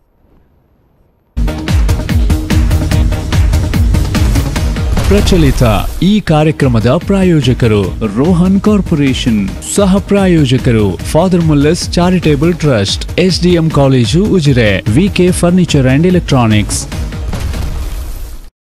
ಕೃಷಿ ಮಸೂದೆ ವಾದ ವಿವಾದ ಈ ಒಂದು ಸಂವಾದವನ್ನು ಮತ್ತೆ ಮುಂದುವರಿಸ್ತಾ ಇದ್ದೇವೆ. ಈ ದಿವಸ ನಮ್ಮ ಜೊತೆಗೆ ಪ್ರೊಫೆಸರ್ ಚಂದ್ರ ಪೂಜಾರಿ ಅವರು, ಹಂಪಿ ಕನ್ನಡ ವಿಶ್ವವಿದ್ಯಾನಿಲಯದ ನಿವೃತ್ತ ಪ್ರಾಧ್ಯಾಪಕರು, ಜೊತೆಗೆ ವಾಸುದೇವ್ ಉಚ್ಚಿಲ್ ಅವರು, ಕರ್ನಾಟಕ ಪ್ರಾಂತ ರೈತ ಸಂಘದ ಮುಖಂಡರು ಈ ದಿವಸ ನಮ್ಮ ಜೊತೆಗಿದ್ದಾರೆ. ವೀಕ್ಷಕರೇ, ನಾವು ಈ ಒಂದು ಬ್ರೇಕ್ನಿಂದ ಮೊದಲು ಮಾತನಾಡುವ ಸಂದರ್ಭದಲ್ಲಿ ನಮ್ಮ ಒಟ್ಟು ಈ ಒಂದು ದೇಶೀಯ ಅರ್ಥವ್ಯವಸ್ಥೆಯಲ್ಲಿ ಅಥವಾ ಸಾಮಾಜಿಕ ವ್ಯವಸ್ಥೆಯಲ್ಲಿ 90ರ ದಶಕದ ನಂತರ ನಮ್ಮ ಎಲ್ಲ ಕೃಷಿಕರ ಸಮಸ್ಯೆಗೆ ಕೇವಲ ಮಾರುಕಟ್ಟೆಯನ್ನು ಅಂದರೆ ಪರಿಹಾರ ಅಥವಾ ಖಾಸಗೀಕರಣವನ್ನು ಎರಡೇ ವಿಚಾರವನ್ನು ಎಲ್ಲ ಸಮಸ್ಯೆಗೆ ಪರಿಹಾರದ ರೀತಿಯಲ್ಲಿ ಬಿಂಬಿಸಲಾಗ್ತಾ ಇತ್ತು. ಈ ವಿಚಾರವಾಗಿ ನಾವು ಇಬ್ಬರ ಹತ್ರ ಮಾತಾಡಿದೆವು. ಈಗ ಮತ್ತೆ ನಾನು ಮುಂದುವರಿಸುವ ಸಂದರ್ಭದಲ್ಲಿ ಇದು ಚಂದ್ರ ಪೂಜಾರಿ ಅವರೇ, ಈಗ ಇವತ್ತಿನ ಈ ಒಂದು ಸನ್ನಿವೇಶದಲ್ಲಿ ಅಥವಾ ಇವತ್ತಿನ ಕಾಲಘಟ್ಟದಲ್ಲಿ ನಮ್ಮ ದೇಶದ ಕೃಷಿ ಕ್ಷೇತ್ರ ಎದುರಿಸ್ತಾ ಇರುವಂಥ ಸಮಸ್ಯೆಗಳು ಮತ್ತು ಅದರಲ್ಲೂ ಮುಖ್ಯವಾಗಿ ಈಗ ಯಾಕಂದರೆ ಈ ಬಿಲ್ಗಳೆಲ್ಲ ಮಾರುಕಟ್ಟೆ ಬಗ್ಗೆನೇ ಮಾತಾಡ್ತಾ ಉಂಟು. ಮಾರುಕಟ್ಟೆ ಎದುರಿಸ್ತಾ ಇರುವಂಥ ಏನು ನಿಜವಾದ ಸಮಸ್ಯೆ ಯಾವುದು ಅಂತ. ಈಗ ಕೃಷಿ ಕ್ಷೇತ್ರದ ಸಮಸ್ಯೆ ಮತ್ತು ಮಾರ್ಕೆಟ್ ಸಮಸ್ಯೆ ನಾವು ಸ್ವಲ್ಪ ಬೇರೆ ಬೇರೆಯಾಗಿ ನೋಡೋದು ಅಗತ್ಯ ಇದೆ ಅಂತ ಅನಿಸ್ತದೆ ನನಗೆ. ಯಾಕೆ ಅಂತ ಹೇಳಿದ್ರೆ, ನಾವು ಮಾರುದು ಯಾವಾಗ ಅಂತ ಹೇಳಿದ್ರೆ ಉತ್ಪಾದನೆ ಮಾಡಿದ ನಂತರ ಅಲ್ವಾ. ಕೃಷಿ ಆಗಲಿ ಬೇರೆ ಯಾವುದೇ ಸರಕಾಗಲಿ ಕೃಷಿ ಉತ್ಪನ್ನ ಇರ್ಬೋದು. ಈಗ 90ರ ನಂತರ ಏನಾಗ್ತದೆ ಅಂತ ಹೇಳಿದರೆ, ನಾವು ಜಾಸ್ತಿ ಮಾರ್ಕೆಟು, ಡಿಜಿಟಲೈಸೇಷನು, ಆನ್ಲೈನ್, ATM, ಪೇಟಿಎಮ್ ಇದರ ಬಗ್ಗೆ ಮಾತಾಡ್ತೇವೆ ಬಿಟ್ಟರೆ, ಈಗ ನಾವು ಮಾರಬೇಕು ಅಂತ ಹೇಳಿದ್ರೆ ಕೃಷಿ ಉತ್ಪನ್ನ ಮೊದಲು ಬೆಳಿಬೇಕಾದ್ರೆ ಭೂಮಿ ಬೇಕು, ನೀರಾವರಿ ಬೇಕು, ಹಣಕಾಸು ಬೇಕು, ಬ್ಯಾಂಕಲ್ಲೇ ಹೋದರೆ ಸಾಲ ಸಿಗಬೇಕು ಅವರಿಗೆ, ಮತ್ತೆ ಮೂಲ ಸೌಕರ್ಯಗಳು ಬೇಕು. ಕನಿಷ್ಠ ಒಂದು ರಸ್ತೆ ಮಾರ್ಕೆಟಿಗೆ ಸಾಗಿಸಲಿ ನಿಮಗೆ ಸರ್ವ ಋತು ರಸ್ತೆ ಬೇಕು. ಮತ್ತೆ 24 ಗಂಟೆ ಬೇಡ, ಕನಿಷ್ಠ 12 ಗಂಟೆ ಕರೆಂಟ್ ಬೇಕು ನಿಮಗೆ. ಸೊ ಈ ಮೂಲ ಸೌಕರ್ಯಗಳು ಯಾಕೆ ಇವತ್ತು ಸಣ್ಣ ಪುಟ್ಟ ರೈತರು ನಮ್ಮಲ್ಲಿ ಅವರೇ ಜಾಸ್ತಿ ಇದ್ದಾರೆ, ಸಣ್ಣ ಮತ್ತೆ ಅತಿ ಸಣ್ಣ ರೈತರು. ಸರ್ಕಾರಿ ವ್ಯಾಖ್ಯಾನ ಪ್ರಕಾರ 2.5 ಎಕರೆಯಿಂದ ಕಡಿಮೆ ಇದ್ರೆ ಅತಿ ಸಣ್ಣ, 5 ಎಕರೆಗಿಂತ ಕಡಿಮೆ ಇದ್ರೆ ಸಣ್ಣ ರೈತರು ಅಂತ. ಬಟ್ ಆಕ್ಚುಲಿ ಏನಾಗಿದೆ ಅಂತ ಹೇಳಿದ್ರೆ, ನಮ್ಮಲ್ಲಿ ಈಗ ಮಕ್ಕಳು ತಂದೆ ನಂತರ ಮಕ್ಕಳಿಗೆ ಆಗಿ ಆನ್ ಆನ್ ಅವರೇಜ್ 1 ರಿಂದ 1.5 ಎಕರೆ ಭೂಮಿ ಇರೋವರೇ ಜಾಸ್ತಿ ಇದ್ದಾರೆ. ಅವರು 75% 80% ಅವರಿದ್ದಾರೆ. ಇವರಿಗೆಲ್ಲ ಅವ್ರು ಬೆಳೆದ ಉತ್ಪನ್ನಗಳನ್ನು ಮಾರ್ಕೆಟಲ್ಲಿ ಮಾರ್ಲಿಕ್ಕೆ ಆಗುದಿಲ್ಲ. ಸೊ ಹಾಗಾಗಿ ಇಂತೆಲ್ಲ ಇದಕ್ಕೆ ಸರ್ಕಸ್ಗೆಲ್ಲ ನಡೀತಾ ಇದೆ. ಬಟ್ ಅವ್ರಿಗೆ ಯಾಕೆ ಅದೊಂದು ಪ್ರೊಡಕ್ಟಿವ್ ಆಕ್ಟಿವಿಟಿ ಆಗುದಿಲ್ಲ ಅಂತ ಹೇಳಿದ್ರೆ, ಈ ಮೂಲ ಸೌಕರ್ಯ ಇಲ್ಲ ಅವರಿಗೆ. ನೀರಾವರಿ ಇಲ್ಲ, ಹಣಕಾಸು ಇಲ್ಲ, ವಿದ್ಯುತ್ ಸಮಸ್ಯೆ ಇದೆ, ರಸ್ತೆ ಸಮಸ್ಯೆ, ಯಾವುದು ಕೂಡ ಸರಿಗಟ್ಟಿಲ್ಲ. ಇವ್ರು ಅದ್ರ ಮೇಲೆ ಇನ್ವೆಸ್ಟೇ ಮಾಡ್ತಾ ಇಲ್ಲ. ಅದು ಕೋಟಿಗಟ್ಟಲೆ invest demands crores of. So ಅಂತ ಕಷ್ಟದ ಕೆಲಸ ಬೇಡ ಇವರಿಗೆ. ಎಲ್ಲ ಸರ್ಕಾರಕ್ಕೆ ನಾನು ಆ ಸರ್ಕಾರ ಈ ಸರ್ಕಾರ ಖಂಡಿತವಾಗಿ ರೈತರ ಮೂಲಭೂತವಾಗಿ ಎದುರಿಸ್ತಾ ಇರುವಂತಹ ಸಮಸ್ಯೆಗಳ ಬಗ್ಗೆ ಮಾತೇ ಇಲ್ಲ. ನೀವು ಅದನ್ನು ಕೊಟ್ರೆ ಈಗ 1 ರಿಂದ 1.5 ಎಕರೆ ಈಗ ನಮ್ಮಲ್ಲಿ ನೋಡಿ, ನಮ್ಮಲ್ಲಿ ದಕ್ಷಿಣ ಕನ್ನಡದಲ್ಲಿ ನಿಮಗೆ ಸಾಕಷ್ಟು ಉದಾಹರಣೆ ಇದೆ. 1 ರಿಂದ 1.5 ಎಕರೆಯಲ್ಲಿ ಒಂದು ಸಣ್ಣ ಕುಟುಂಬ, ಗಂಡ ಹೆಂಡತಿ 2 ಮಕ್ಕಳು, ಒಳ್ಳೆ ಬ್ಯಾಂಕ್ ಎಂಪ್ಲಾಯೀಸ್ ಅಥವಾ ಬೇರೆ ಲೆಕ್ಚರ್ಸ್ ತರ ಬದುಕ್ತಾ ಇದ್ದಾರೆ. ಯಾಕೆ ಬದುಕ್ತಾ ಇದ್ದಾರೆ ಅಂತ ಹೇಳಿದ್ರೆ, ಇಲ್ಲಿ ಡ್ಯಾಮ್ ಕಟ್ಟಿ ನೀರಾವರಿ ಬೇಡ, ಮಳೆ ಇದೆ, ಮತ್ತೆ ಸಾಕಷ್ಟು ಸಾರಿಗೆ ಸಂಪರ್ಕ ಇದೆ, ರಸ್ತೆ ಇದೆ. ಸೊ ಇದರಿಂದಾಗಿದೆ ಇಲ್ಲಿ ವೆರಿ ಡಿಸೆಂಟ್ ಲೈಫ್. ಸ್ವಲ್ಪ ಆಳಕ್ಕೆ ಬೋರ್ವೆಲ್ ಹೋದ್ರೂ ನೀರು ಬರ್ತದೆ. ಸೊ ಬಟ್ ಇದೇ ಸ್ಥಿತಿ ನಮ್ಮ ರಾಜ್ಯದ ಎಲ್ಲಾ ಭಾಗಗಳಿಲ್ಲ. ನಮ್ಮ ರಾಜ್ಯದಲ್ಲಿ 2/3 ಭಾಗ ಡ್ರೈ ಲ್ಯಾಂಡ್. ಸೊ ಅದೇ ರಾಜಸ್ಥಾನ ನೀರಾವರಿಯನ್ನೇ ನಂಬಿಕೊಂಡು ಇಲ್ಲ, ಡ್ರೈ ಲ್ಯಾಂಡ್ ಕಲ್ಟಿವೇಶನ್ ಮೇಲೆ ಇನ್ವೆಸ್ಟ್ ಮಾಡಬೇಕು. ಅದು ಯಾವುದೂ ಇಲ್ಲ. ಅದು ಆ ಮೂಲ ಸೌಕರ್ಯ ಕೊರತೆ ಇರುವುದರಿಂದ ಅವರ ಪ್ರೊಡಕ್ಟಿವಿಟಿ ಕಡಿಮೆ ಇದೆ. ಮತ್ತೆ ಅವರಿಗೆ ಮಾರ್ಕೆಟಲ್ಲಿ ಸ್ಪರ್ಧೆ ಮಾಡಲಿಕ್ಕೂ ಆಗುದಿಲ್ಲ. ಯಾಕಂದ್ರೆ ಮತ್ತೆ ಅಲ್ಲಿ ದೊಡ್ಡ ಮತ್ತೆ ಮಧ್ಯಮ ಗಾತ್ರದ ರೈತರು ಇದ್ದಾರೆ, ದೇ ಕ್ಯಾನ್ ಅಫೋರ್ಡ್, ಅವರು ಇನ್ವೆಸ್ಟ್ ಮಾಡ್ತಾರೆ ಎಲ್ಲದರ ಮೇಲೆ ಸ್ವಂತ. ಸೊ ಹೀಗಾಗಿ ಇದು ಮೇಜರ್ ಪ್ರಾಬ್ಲಮ್ನಿಗೆ ಉತ್ಪಾದನೆ ಬಗ್ಗೆ ಮಾತೇ ಆಡುದಿಲ್ಲ ಇವರು. ನೆಕ್ಸ್ಟ್ ಮಾರುಕಟ್ಟೆ ಬಗ್ಗೆ ಮಾತಾಡೋದು ಸುಲಭ. ಅಲ್ಲೊಂದು ಕಾಯ್ದೆ ಮಾಡಿದ್ರೆ ಆಯ್ತು. ನೀವು ಕಾಯ್ದೆ ಮಾಡಿದ್ರೆ ಪರ ವಿರುದ್ಧ ಅದರ ಮೇಲೆ ಜಗಳ ಮಾಡಿದ್ರೆ ಆಯ್ತಲ್ಲ, ಜನ ಎಲ್ಲ ಅದನ್ನ ನಿಂತು ನೋಡ್ತಾರೆ. ನಾವು ಕೂಡ ಅದನ್ನೇ ಚರ್ಚೆ ಮಾಡ್ತಾ ಇದ್ದೇವೆ. ಮೂಲ ರೈತರಿಗೆ ಏನು ಸಿಗಬೇಕು, ಏನಾಗಬೇಕು, ಅವರ ಭೂಮಿ ಬಗ್ಗೆ ಮಾತಾಡುದಿಲ್ಲ. ಇನ್ನು ಮಾರ್ಕೆಟ್ ಬಗ್ಗೆ ಮಾತ್ರ ಆಯ್ತು, ನೀವು ಮಾರ್ಕೆಟೇ ಆಯ್ತಪ್ಪ, ಅವ ಬೆಳೆದದನ್ನು ಮಾರಿ ಅವ ಬದುಕಬೇಕು ಅಂತೇಳಿ. ಅದು ಮಾರ್ಕೆಟ್ ಆದ್ರೂ ನಿಮಗೆ ನಾನು ಹೇಳಿದಲ್ಲ, ನಮ್ಮಲ್ಲಿ ಏನಾಗಿದೆ ಅಂತ ಹೇಳಿದ್ರೆ ಫಿಸಿಕಲ್ ಕನೆಕ್ಟಿವಿಟಿ ಡೆವಲಪ್ ಆಗೋ ಮೊದಲು ಡಿಜಿಟಲ್ ಕನೆಕ್ಟಿವಿಟಿ ಬಂದಿದೆ. ರಸ್ತೆಗಳು ಮಾಡೋ ಮೊದಲು ರಸ್ತೆಗಳೆಲ್ಲ ಹಳ್ಳಿಗೆ ರಸ್ತೆ ಇಲ್ಲದಿದ್ರು ನಿಮಗೆ ಸ್ಮಾರ್ಟ್ ಫೋನ್ ಇಟ್ಕೊಂಡು ಪ್ರಪಂಚ ನೋಡ್ಲಿಕ್ಕೆ ಸಾಧ್ಯ ಆಗ್ತದೆ. ಹೌದಪ್ಪ, ಗದ್ದೆಯಲ್ಲಿ ನಿಂತುಕೊಂಡು ಬೆಳೆಯನ್ನು ಸರ್ವೆ ಮಾಡ್ತೇವೆ ಅಂತ ಕರೆಕ್ಟ್ ಅಪ್ಪ. ಅವ ಅಲ್ಲಿ ಹೋಗ್ಬೇಕಾದ್ರೆ ಅವ ಅಲ್ಲಿ ಬೆಳೆದದನ್ನು ಕೂಡ ಮಾರ್ಬೇಕಾದ್ರೆ ರಸ್ತೆ ಬೇಕಲ್ವಾ, ವಿದ್ಯುತ್ ಕೊಟ್ಟಿದ್ದೇವೆ, ಅವನಿಗೆ ಎಷ್ಟು ನೀರು ಕೊಟ್ಟಿದ್ದೇವೆ ಅನ್ನೋದ್ರ ಬಗ್ಗೆ ಅದರ ಬಗ್ಗೆ ಇಲ್ಲ. ಈ ಹಿನ್ನೆಲೆಯಲ್ಲಿ ಕನಿಷ್ಠ ಬೆಂಬಲ ಬೆಲೆ MSP ಅದು ಒಂದು ತತ್ವವನ್ನು ಅಳವಡಿಸಿದ್ದು. ಆ ಪ್ರಶ್ನೆಯನ್ನೇ ಇವತ್ತು ಎತ್ತಾ ಇದ್ದಾರೆ ರೈತರು. ಯಾಕಂತ ಹೇಳಿದ್ರೆ ಅವರ ಉತ್ಪಾದನೆಗೆ ತಕ್ಕ ಬೆಲೆ ಅದನ್ನು ಕೊಡುವಂಥದ್ದು ಸರ್ಕಾರ ಒಂದು ಸಬ್ಸಿಡೈಸ್ ಮಾಡಿ ಕೊಡಬೇಕಾದನ್ನು ಮಾಡಬೇಕಾಗಿತ್ತು. ಅದರ ಬಗ್ಗೆ ಬಹಳ ಕಡಿಮೆ ಲಕ್ಷ್ಯ ಇತ್ತು. ಮತ್ತು ಸ್ವಾಮಿನಾಥನ್ ವರದಿ ಅಲ್ಲಿಗೆ ಬರುವ ಈಗ ನೀವು ಏನು ರೈತರ ಸಂಘಟನೆಗಳಲ್ಲಿ ತೊಡಗಿಸಿಕೊಂಡಿರುವುದರಿಂದ ಗೊತ್ತಿಲ್ಲ ಅವರೇ, ಈಗ ಚಂದ್ರ ಪೂಜಾರಿ ಅವರು ಎತ್ತಿದಂತ ಪ್ರಶ್ನೆ ಒಂದು ಗಳಿಗೆ ಆಕ್ಚುಲಿ ಮಾರ್ಕೆಟ್ ಬಗ್ಗೆ ನಾನು ಕೆಲವು ಸಮಸ್ಯೆ ಹೇಳಲೇಬೇಕು. ಇವರು ಈಗ ಮಾರ್ಕೆಟ್ ಬಗ್ಗೆನೇ ಮಾತಾಡ್ತಾರಲ್ಲ, ಉತ್ಪಾದನೆ ಬಿಟ್ಟು ಬಿಟ್ಟಿದ್ದಾರೆ. ಅಲ್ಲಿ ಕೂಡ ನಾನು ಹೇಳ್ತಾ ಇರೋದು ಮೂಲ ಸೌಕರ್ಯ ಕೊರತೆ ಇದೆ. ಆಯ್ತಪ್ಪ, ಯಾರೊಬ್ಬ ತರಕಾರಿ ಬೆಳಿತಾನೆ, ಹಣ್ಣು ಹಂಪಲು ಬೆಳಿತಾನೆ, ಅದನ್ನು ಇಡ್ಲಿಕ್ಕೆ ಎಲ್ಲ ಕೋಲ್ಡ್ ಸ್ಟೋರೇಜ್ ಇದೆಯಾ? ಎಷ್ಟು ವರ್ಷದಿಂದ ಮಾತಾಡ್ತಾರೆ, ಕೋಲ್ಡ್ ಸ್ಟೋರೇಜ್ ಇಲ್ಲ. ಮೂರನೇದಾಗಿ ಒಂದು ಬೆಲೆ. ಈಗ ನಿಮಗೊಬ್ಬ ಇಂಡಸ್ಟ್ರಿ ಒಂದು ಗೂಡ್ಸ್ ಪ್ರೊಡ್ಯೂಸ್ ಮಾಡಿದರೆ ಅವನೇ ನಿಖರವಾದ ಬೆಲೆ ನಿರ್ಧಾರ ಮಾಡ್ತಾನೆ. ಇದಕ್ಕೆ ಇಷ್ಟು ಕಾಸ್ಟ್ ಆಗಿದೆ, ಇಷ್ಟು ಪ್ರಾಫಿಟ್ ಸೇರಿ ಇಷ್ಟಕ್ಕೆ ಮಾರ್ತೇನೆ ಅಂತೇಳಿ. ಈಗ ಇಲ್ಲಿ ನಮ್ಮಲ್ಲಿ ಒಂದು ರೈತರಿಗೆ ಒಂದು ಬೆಲೆ ನಿರ್ಧಾರ ಮಾಡೋ ಮೆಕ್ಯಾನಿಸಮೇ ಇಲ್ಲ ಸರಿಯಾದ್ದು. ಸೊ ಹೀಗಾಗಿ ಬೆಲೆ ನಿರ್ಧಾರ ಮಾಡೋದಾಗ್ಲಿ ಅದು ಬಿಡಿ, ಒಂದು ಬೇಡಿಕೆ ಎಷ್ಟಿದೆ ಒಂದು ಗೂಡ್ಸ್, ಒಂದು ಕೃಷಿ ಉತ್ಪನ್ನಕ್ಕೆ ಅಂತ ಹೇಳೋದು ಲೆಕ್ಕ ಹಾಕೋ ಒಂದು ವ್ಯವಸ್ಥೆ ಕೂಡ ನಮ್ಮಲ್ಲಿ ಸರಿಯಾಗಿ ಇಲ್ಲ. ಒಂದು ಬೇಡಿಕೆ ಗೊತ್ತಾದ್ರೆ ಯಾರು ಎಷ್ಟು ಬೆಳಿಬಹುದು ಅಂತ ರೈತರಿಗೆ ನೀವು ಇನ್ಫಾರ್ಮೇಶನ್ ಕೊಡ್ಬಹುದು. ಅವ್ರು ಜಾಸ್ತಿ ಬೆಳೆದು ಆ ಪ್ರಶ್ನೆನೇ ಇರುವುದಿಲ್ಲ, ಬೇಡಿಕೆ ಇಷ್ಟಿದೆ, ಇಷ್ಟನ್ನು ಬೆಳೆದ್ರೆ ಆಯ್ತು ಅಂತ. ಆಗ ಅವ್ರು ತಂದು ಟೊಮೆಟೊವನ್ನು ಬೀದಿಗೆ ಬಿಸಾಕುದು, ಕಡಿಮೆ ಬೆಲೆ ಸಿಕ್ಕಿದೆ ಅಂತೇಳಿ ಪರದಾಡೋ ಪ್ರಶ್ನೆನೇ ಇರುವುದಿಲ್ಲ. ಎಷ್ಟು ಡಿಮಾಂಡ್ ಇದೆ, ಅದಕ್ಕೆ ಎಷ್ಟು ನಾವು ಬೆಳಿಬೇಕು, ಅದರ ಲೆಕ್ಕಾಚಾರ ಇವ್ರು ಮಾಡ್ಲಿಕ್ಕೆ ಆಗಿಲ್ಲ 60-70 ವರ್ಷದಲ್ಲಿ. ನಾವು ಸ್ಯಾಟಲೈಟ್ ಆರಿಸ್ತೇವೆ ಎಲ್ಲ ಸರಿ, ಇದು ಸಣ್ಣ ಪುಟ್ಟ ಸಂಗತಿಗಳು, ದೊಡ್ಡದಲ್ಲ. ಇದಕ್ಕೆ ನಮ್ಮ ಪ್ರಯಾರಿಟಿ, ನಮ್ಮ ಆದ್ಯತೆ ಏನು ದೊಡ್ಡ ಮುಖ್ಯ. ಕೃಷಿ ಆದ್ಯತೆನೇ ಆಗಿಲ್ಲ. ಇದು ಉಚ್ಚಿಲವರೇ, ಅದೇ ನಾನು ಕೇಳೋದು, ಈಗ ರೈತ ಸಂಗ್ರಹದಲ್ಲಿ ತೊಡಗಿಸಿಕೊಂಡಿರುವುದರಿಂದ ಈಗ ಚಂದ್ರ ಪೂಜಾರಿ ಅವರು ಎತ್ತಿದಂಥ ಪ್ರಶ್ನೆಗೇನೆ ನೀವು ಹೇಳಬೇಕಾಗಿರುವಂಥದ್ದು, ರೈತರು ಮೂಲಭೂತವಾಗಿ ಎದುರಿಸ್ತಾ ಇರುವಂಥ ಮೇಜರ್ ಸಮಸ್ಯೆಗಳು, ಹೇಳಿದ್ದ ಸಮಸ್ಯೆಗಳು ಅಲ್ಲದೆ ಏನಾದರೂ ಆಗಲೇ ಮಾರುಕಟ್ಟೆಗೆ ಬರುವ ಮೊದಲು ಅಲ್ಲಿ ಮಾರುಕಟ್ಟೆಯಲ್ಲಿ ಬರುವುದು ಅವರಿಗೆ ಕನಿಷ್ಠ ಬೆಲೆ ಆದರೂ ಸಿಗಬೇಕು ಅನ್ನೋಲ್ಲ, ಮಾರುಕಟ್ಟೆಗಿಂತ ಪೂರ್ವಭಾವಿಯಾಗಿ ಕೇಳುವಂಥದ್ದು ರೈತರು ಎದುರಿಸ್ತಾ ಇರುವಂತ ಇವತ್ತಿನ ಅದನ್ನು ಕೂಡ ಈಗ ಚಂದ್ರ ಪೂಜಾರಿ ಅವರು ಹೇಳಿದ್ರು, ಕೃಷಿ ಸಾಲ ಇತ್ಯಾದಿಗಳೆಲ್ಲ ಅವರಿಗೆ ಸರಿಯಾದ ರೀತಿಯಲ್ಲಿ ಸಿಗಬೇಕಾದದ್ದು. ಮತ್ತು ಪರಿಕರಗಳು, ಕೃಷಿ ಪರಿಕರಗಳನ್ನು ಒದಗಿಸುವಂತಹದ್ದನ್ನು ಕೂಡ ಖಂಡಿತವಾಗಿ ಕೂಡ ರೈತರಿಗೆ ಸಬ್ಸಿಡೈಸ್ ಮಾಡಬೇಕಾಗ್ತದೆ ಸರ್ಕಾರ. ಯಾವುದೇ ದೊಡ್ಡ ಮೆಜಾರಿಟಿ ಜನಸಂಖ್ಯೆಯಲ್ಲಿರತಕ್ಕಂಥ ಒಂದು ವಿಭಾಗಕ್ಕೆ ಸರ್ಕಾರ ಸಬ್ಸಿಡೈಸ್ ಮಾಡಬೇಕಾಗ್ತದೆ. ಆದರೆ ಕಡಿಮೆ ಜನಸಂಖ್ಯೆ ಇರುವಂಥ ಒಂದು ಉದ್ಯಮಗಳಿಗೆ ಎಷ್ಟೋ ಸಬ್ಸಿಡಿ ಮಾಡ್ತದೆ. ಅದನ್ನು ಹೋಲಿಸಿದರೆ ಅವುಗಳ ದನಿಗಳು ಬೆರಳೆಣಿಕೆ ಸಂಖ್ಯೆಯಲ್ಲಿ ಇರ್ತಾರೆ, ಅವರಿಗೆ ಸಬ್ಸಿಡೈಸ್ ಮಾಡೋದು ನೋಡುವಾಗ ರೈತರಿಗೆ ಅದರ ಮುಂದೆ 1% ಕೂಡ ಇಲ್ಲ. ಹೌದು ಹೌದು, ಒಟ್ಟು ಪ್ರಮಾಣದಲ್ಲಿ 1% ಕೂಡ ಇಲ್ಲ ಅನ್ನುವ ರೀತಿಯ ಪರಿಸ್ಥಿತಿ ಇದೆ. ಈಗ ಉದಾಹರಣೆಗೆ ಒಂದು ಟಿಲ್ಲರ್ ತಗೊಳ್ಳೋದು ಅಂತ ಆದರೆ ನಮ್ಮ ರಾಜ್ಯದಲ್ಲಿ ಒಂದು 2 ವರ್ಷದ ಹಿಂದೆ ತನಕ 1 ಲಕ್ಷದಷ್ಟು ರೂಪಾಯಿ ಸಬ್ಸಿಡಿ ಅಮೌಂಟ್ ಅಂತಲೇ ಕೊಡ್ತಾ ಇದ್ರು. ಇವತ್ತು ಅದು ಎಷ್ಟು 40,000 50,000 ರೂಪಾಯಿಗೆ ಬಂದು ನಿಂತಿದೆ. ಬಹುಶಃ ನೀವು ಹೇಳಿದಾಗ ಇನ್ನೊಂದು 2 ವರ್ಷ ಆಗುವಾಗ ಅದು 25,000 ರೂಪಾಯಿಗೆ ಬಂದು ನಿಲ್ಬಹುದು ಸಬ್ಸಿಡಿ ಅಮೌಂಟ್. ಸೊ ಇಲ್ಲಿ ಅದು ವರ್ಷದಿಂದ ವರ್ಷಕ್ಕೆ ಅವರಿಗೆ ನೀವು ಏನು ಅವರು ಬಯಸುವಂಥ ಅಥವಾ ಅವರಿಗೆ ಬೇಕಾಗಿರುವಂಥ ಮೂಲಭೂತ ಸೌಕರ್ಯ ಅಥವಾ ಸೌಲಭ್ಯಗಳು ಏನು ಬೇಕಾಗಿತ್ತು ಅದು ಕೊಡುವಂಥ ಪ್ರಮಾಣ ಕಡಿಮೆ ಆಗ್ತಾ ಉಂಟು. ಈ ಮಾತನ್ನು ನಾನು ಕೂಡ, ಯಾಕಂದ್ರೆ MSP ಕನಿಷ್ಠ ಬೆಂಬಲ ಬೆಲೆ ಅನ್ನುವಂಥದ್ದು ಅದು ಬಹಳ ಕಾಲದ ರೈತರ ಬೇಡಿಕೆ. ಅದು ಏನು ಮಾಡ್ತಾ ಇದೆ, ಪ್ರತಿ ಸರ್ಕಾರ ಈ ರೈತರು ಎಲ್ಲ ಸಂಘ ಕಟ್ಟಿ ಮತ್ತನ್ನೆಲ್ಲ ಸ್ವಲ್ಪ ಗಲಾಟೆ ಮಾಡ್ತಾ ಇದ್ದಾಗ ಒಂದು ಕಿಂಚಿತ್ತು ಏರಿಕೆ ಮಾಡ್ತಾರೆ ಹೊರತು ಅದನ್ನು ವೈಜ್ಞಾನಿಕವಾಗಿ ಮಾಡುವುದಿಲ್ಲ. ಅಂತ ವೈಜ್ಞಾನಿಕವಾದ ವರದಿಯನ್ನು ಸ್ವಾಮಿನಾಥನ್ ಅವರು ಕೊಟ್ಟಿದ್ದಾರೆ. 1.5 ಉತ್ಪಾದನೆಯೇ 1.5 ಪಟ್ಟು, ಸಮಗ್ರ ಉತ್ಪಾದನೆ 1.5 ಪಟ್ಟು. ಇವರೇನು ಮಾಡ್ತಾರೆ, ತೋರಿಕೆಗೆ ಆ ಉತ್ಪಾದನೆಯಲ್ಲಿ ಇವನು ಭೂಮಿಗೆ ಏನು ಇದು ಹಾಕಿದ್ದಾನೆ ಗೊತ್ತಿಲ್ಲ, ಕೊಂಡುಕೊಳ್ಳುವುದಕ್ಕೆ ಏನು ಹಾಕಿದ್ದಾನೆ ಗೊತ್ತಿಲ್ಲ, ಇವನ ಕುಟುಂಬ ಕೆಲವಾರು ತಿಂಗಳು ಮಾಡಿದ ಶ್ರಮದ ಲೆಕ್ಕಾಚಾರ ಇಲ್ಲ, ವಸ್ತುಗಳನ್ನು ಕೊಂಡುವುದಕ್ಕೆ ಮಾಡಿದ ಇದಿಲ್ಲ. ಈ ಒಂದು ಅವಧಿಯಲ್ಲಿ ಅವನು ಇದಕ್ಕೆ ಏನು ಹಾಕಿದ, ಬೀಜ ತರಲಿಕ್ಕೆ ಮತ್ತೊಂದಕ್ಕೆ ಎಷ್ಟು ಹಾಕಿದ ಅದರ 1.5 ಪಟ್ಟು ಕೊಡೋದ್ರಿಂದ ಅವನಿಗೆ ಏನು ಮಾಡಿದ ಹಾಗಾಗುದಿಲ್ಲ. ಅದನ್ನೇ ನಾವು ಕೊಡ್ತಾ ಇದ್ದೇವೆ ಅಂತ ಸರ್ಕಾರಗಳು ಹೇಳ್ತಾ ಇದ್ದೇವೆ. ಇವತ್ತಿನ ಸರ್ಕಾರವು ಅದನ್ನು ಹೇಳ್ತಾ ಇದೆ. ಒಂದು ಆಕ್ಚುಲಿ ನೋಡಿ, ಕೃಷಿ ಅಭಿವೃದ್ಧಿಗೆ ಸವಲತ್ತು ಕೊರತೆ ಇರೋದು ಒಂದು ಕಡೆಗೆ ಆಯ್ತಲ್ಲ, ಕೂಡ ಸವಲತ್ತನ್ನು ಕೂಡ ಹೇಗೆ ಕೊಡ್ತಾ ಇದ್ದಾರೆ ಅಂತ ಹೇಳಿದರೆ ಎಲ್ಲರಿಗೂ ಅಂದರೆ ಒಂದೇ ಪರಿಹಾರ ಎಲ್ಲ ಸಮಸ್ಯೆಗಳಿಗೂ.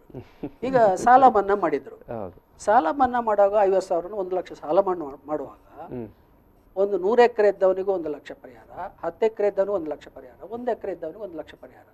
ಅದಕ್ಕೆ ಅರ್ಥ ಇದೆಯಾ? ನೀವು ಏನು ಮಾಡಬೇಕು, ಏನು ಇಲ್ಲದವನಿಗೆ ಜಾಸ್ತಿ ಪರಿಹಾರ ಕೊಡಬೇಕು, ಜಾಸ್ತಿ ಇದ್ದವನಿಗೆ ಪರಿಹಾರ ಕೊಡುವ ಅಗತ್ಯ ಇಲ್ಲ, ಅವನಿಗೆ ಶಕ್ತಿ ಇದೆ.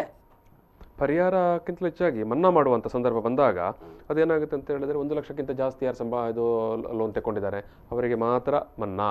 ಈಗ ನೀವು ಹೇಳಿದ ಈ ಸಣ್ಣ ರೈತರುಗಳೆಲ್ಲ 1 ಎಕರೆಯಲ್ಲಿ ಕೃಷಿ ಮಾಡುವನು, ಅವನೇನು ವರ್ಷಕ್ಕೆ ಒಂದು ಬೆಳೆಗಾಗಿ ಒಂದು 25,000 ರೂಪಾಯಿನೂ ಸಾಲ ತಗೊಂಡಿರ್ತಾನೆ ಅಥವಾ ಒಂದು 50,000 ರೂಪಾಯಿ ತಗೊಂಡಿರ್ತಾನೆ, ಅವನಿಗೆ ಮನ್ನದು ಪ್ರಯೋಜನ ಸಿಗುದಿಲ್ಲ. ಎರಡನೇದು ನಾನು ಹೇಳಿದಲ್ಲ, ಇವರ ಇಡೀ ಡೆವಲಪ್ಮೆಂಟ್ ಅಪ್ರೋಚ್ ಇದೆಯಲ್ಲ, ಅಂದ್ರೆ ಕೃಷಿ ಅಭಿವೃದ್ಧಿಗೆ ಸಂಬಂಧಪಟ್ಟ ಹಾಗೆ ಇವರೊಬ್ಬ ದೊಡ್ಡ ರೈತರ, ಮಧ್ಯಮ ಗಾತ್ರದ ರೈತ ಮತ್ತೆ ಸಣ್ಣ ರೈತರನ್ನು ಒಂದೇ ದೃಷ್ಟಿಯಿಂದ ನೋಡ್ತಾ ಇದ್ದಾರೆ. ಅದು ಸರಿಯಲ್ಲ. ಕೆಲವು ದೊಡ್ಡ ಮತ್ತೆ ಮಧ್ಯಮ ಗಾತ್ರದ ರೈತರಿಗೆ ಸರ್ಕಾರ ಸಪೋರ್ಟ್ ಇಲ್ಲದೆ ಕೂಡ ಅವ್ರು ವ್ಯವಹಾರ ಮಾಡಬಹುದು, ಅಷ್ಟು ಶಕ್ತಿ ಇದೆ ಅವರಿಗೆ. ಬಟ್ ಇವರಿಗೆ ಸರ್ಕಾರ ಸಪೋರ್ಟ್ ಇಲ್ಲ ಇದ್ದರೆ ಏನು ಮಾಡ್ಲಿಕ್ಕೆ ಸಾಧ್ಯ ಆಗುದಿಲ್ಲ. ಈಗ ಈಗ ನಾವೀಗ ಮುಂದೆ ಚರ್ಚೆಯನ್ನು ಮುಂದೆ ಕೊಂಡೋಗೋ ಸಂದರ್ಭದಲ್ಲಿ ನಾವೀಗ ನೇರವಾಗಿ ಮಸೂದೆ ವಿಚಾರಕ್ಕೆ ಬರುವ. ಯಾಕಂತ ಹೇಳಿದ್ರೆ ಹೊಸದಾಗಿ ಮಂಡನೆ ಆಗಿರುವಂಥ ಕೃಷಿ ಉತ್ಪನ್ನ ಮಾರಾಟ ಮತ್ತು ವಾಣಿಜ್ಯ ಮಸೂದೆ, ಉತ್ತೇಜನ ಮತ್ತು ಸೌಲಭ್ಯ ಅಂತ ಒಂದು, ಎರಡನೇದು ಬೆಲೆ ಭರವಸೆ ಮತ್ತು ಕೃಷಿ ಸೇವೆಗಳ ಕುರಿತಂತೆ ರೈತರ ಸಬಲೀಕರಣ ಮತ್ತು ರಕ್ಷಣೆ, 2 ಮಸೂದೆಗಳು ಈಗ ನಿನ್ನೆ ರಾಜ್ಯಸಭೆಯಲ್ಲಿ ಮಂಡನೆಯಾಗಿ ಅದು ಪಾಸ್ ಆಗಿದೆ. ಸೊ ಈ ವಿಚಾರವಾಗಿ ನಾವು ಚರ್ಚೆ ಮಾಡುವ. ಈ ವಿಚಾರಗಳ ಬಗ್ಗೆ ನಿಮ್ಮ ಅಭಿಪ್ರಾಯಗಳು ಬೇಕಾಗಿದೆ. ಸೊ ಈ ಸಂದರ್ಭದಲ್ಲಿ ನಾನು ಯಾಕಂತ ಹೇಳಿದ್ರೆ ಇದು ದೇಶವ್ಯಾಪಿಯಾಗಿ ಭಾರಿ ದೊಡ್ಡ ಮಟ್ಟದಲ್ಲಿ ರೈತರ ಒಂದು ಆಕ್ರೋಶಕ್ಕೆ ಅಥವಾ ವಿರೋಧಕ್ಕೆ ಕಾರಣವಾಗಿರುವಂಥದ್ದು ಇವತ್ತು ನಾವು ಕಾಣ್ತಾ ಇದ್ದೇವೆ. ಯಾಕಂದರೆ ನಿನ್ನೆ ಪಾರ್ಲಿಮೆಂಟಲ್ಲಿ ಕೂಡ ನೋಡಿದ್ದೇವೆ, ಸಾಕಷ್ಟು ವಿರೋಧ ಬಂದಿತ್ತು ಮತ್ತು ಆಡಳಿತ ಪಕ್ಷದಲ್ಲಿ ಕೂಡ ಅದರ ಆಡಳಿತ ಪಕ್ಷದ ಭಾಗವಾಗಿರುವಂಥ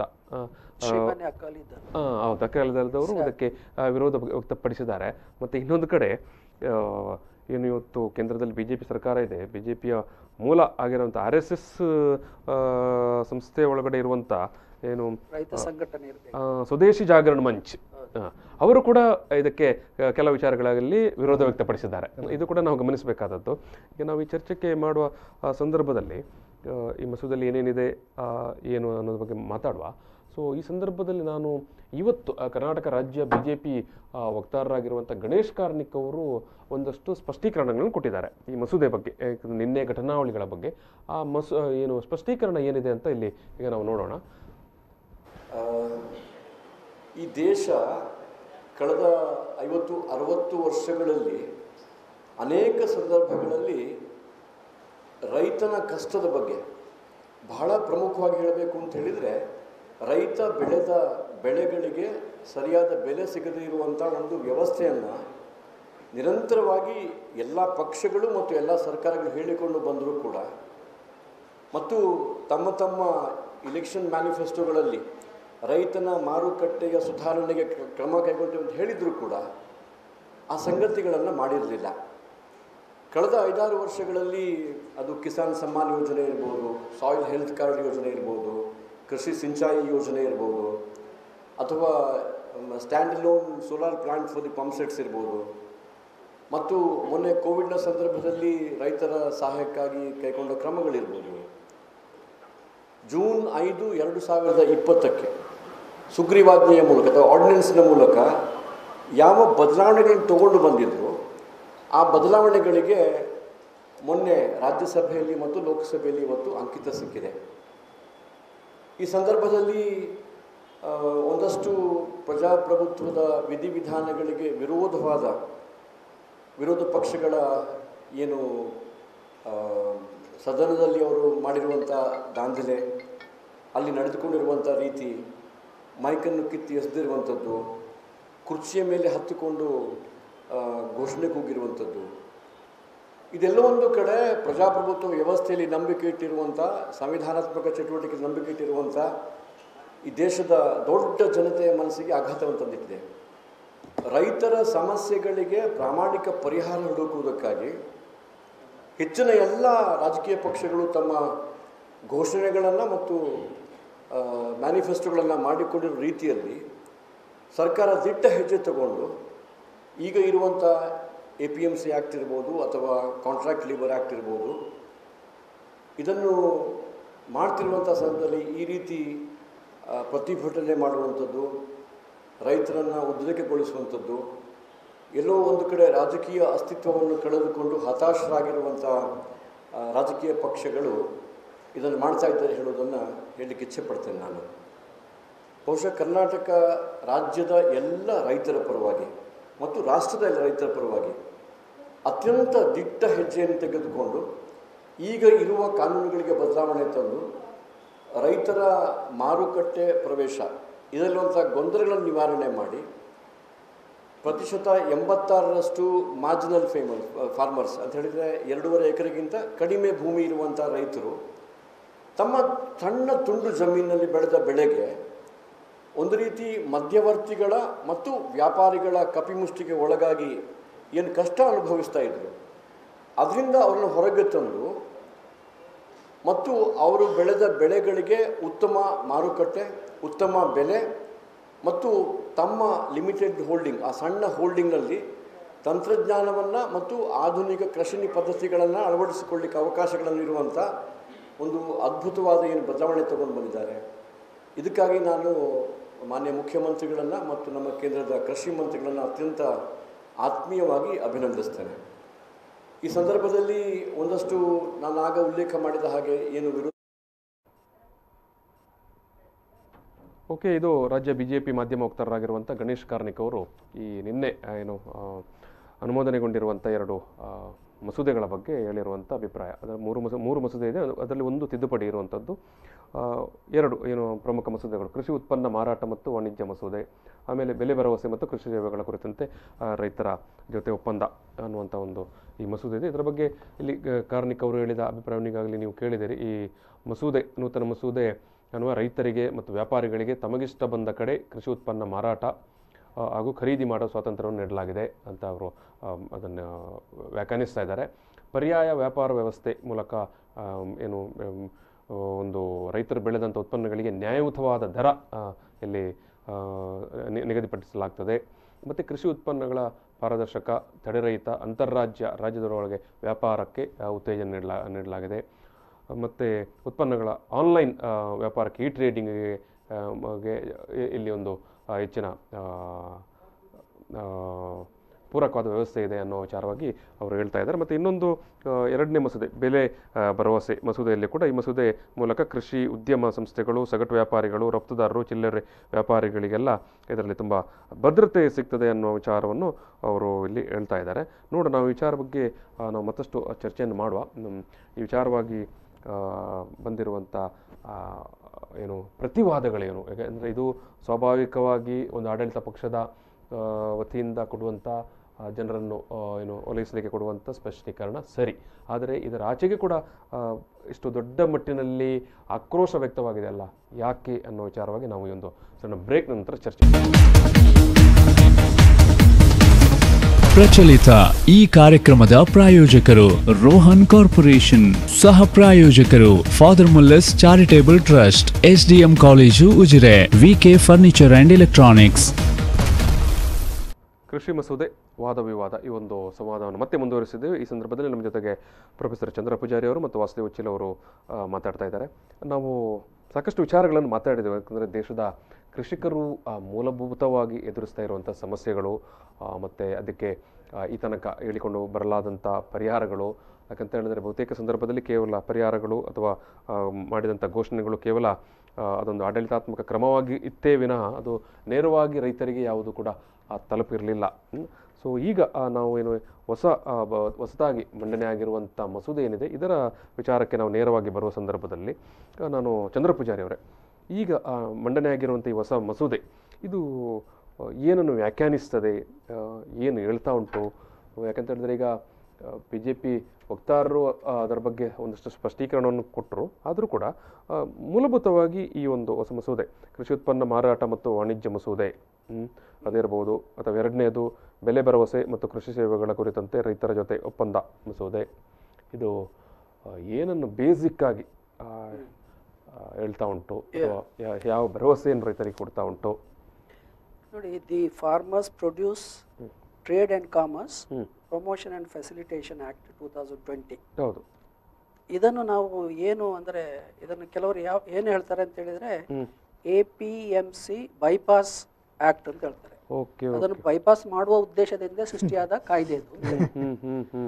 ಎರಡನೇದು ದ ಫಾರ್ಮರ್ಸ್ APMC ಅಂತ ವ್ಯವಸ್ಥೆ ಇದೆ. APMC ಅಂತ ಒಂದು ವ್ಯವಸ್ಥೆ ಈಗಾಗಲೇ ಇದೆ. ಅಂದ್ರೆ ಕೃಷಿ ಉತ್ಪನ್ನಗಳ ಮಾರುಕಟ್ಟೆಯನ್ನು ಫೆಸಿಲಿಟೇಟ್ ಮಾಡುವ ವ್ಯವಸ್ಥೆ ಇದೆ. ಅದು 70ರ ದಶಕದಿಂದಲೇ ಇದೆ ಅದು. ಸೊ ಮತ್ತೊಂದು the farmers empowerment and protection agreement on price assurance and farmers services act. ಇದು ಕಾಂಟ್ರಾಕ್ಟ್ ಫಾರ್ಮಿಂಗ್ಗೆ ಸಂಬಂಧಪಟ್ಟದ್ದು. ಸೊ ನಾವು ಇಷ್ಟು ಉದ್ದದ ಹೆಸರೆಲ್ಲ ಹೇಳೋದು ಯಾರಿಗೂ ಅರ್ಥ ಆಗಲಿಕ್ಕಿಲ್ಲ. ಸೊ ನೇರವಾಗಿ ಹೇಳ್ತಿದ್ರೆ ಇದೊಂದು APMC ಅನ್ನು ಬೈಪಾಸ್ ಮಾಡುವ ಉದ್ದೇಶದಿಂದ ಸೃಷ್ಟಿಯಾದ ಕಾಯ್ದೆ ಫಸ್ಟ್.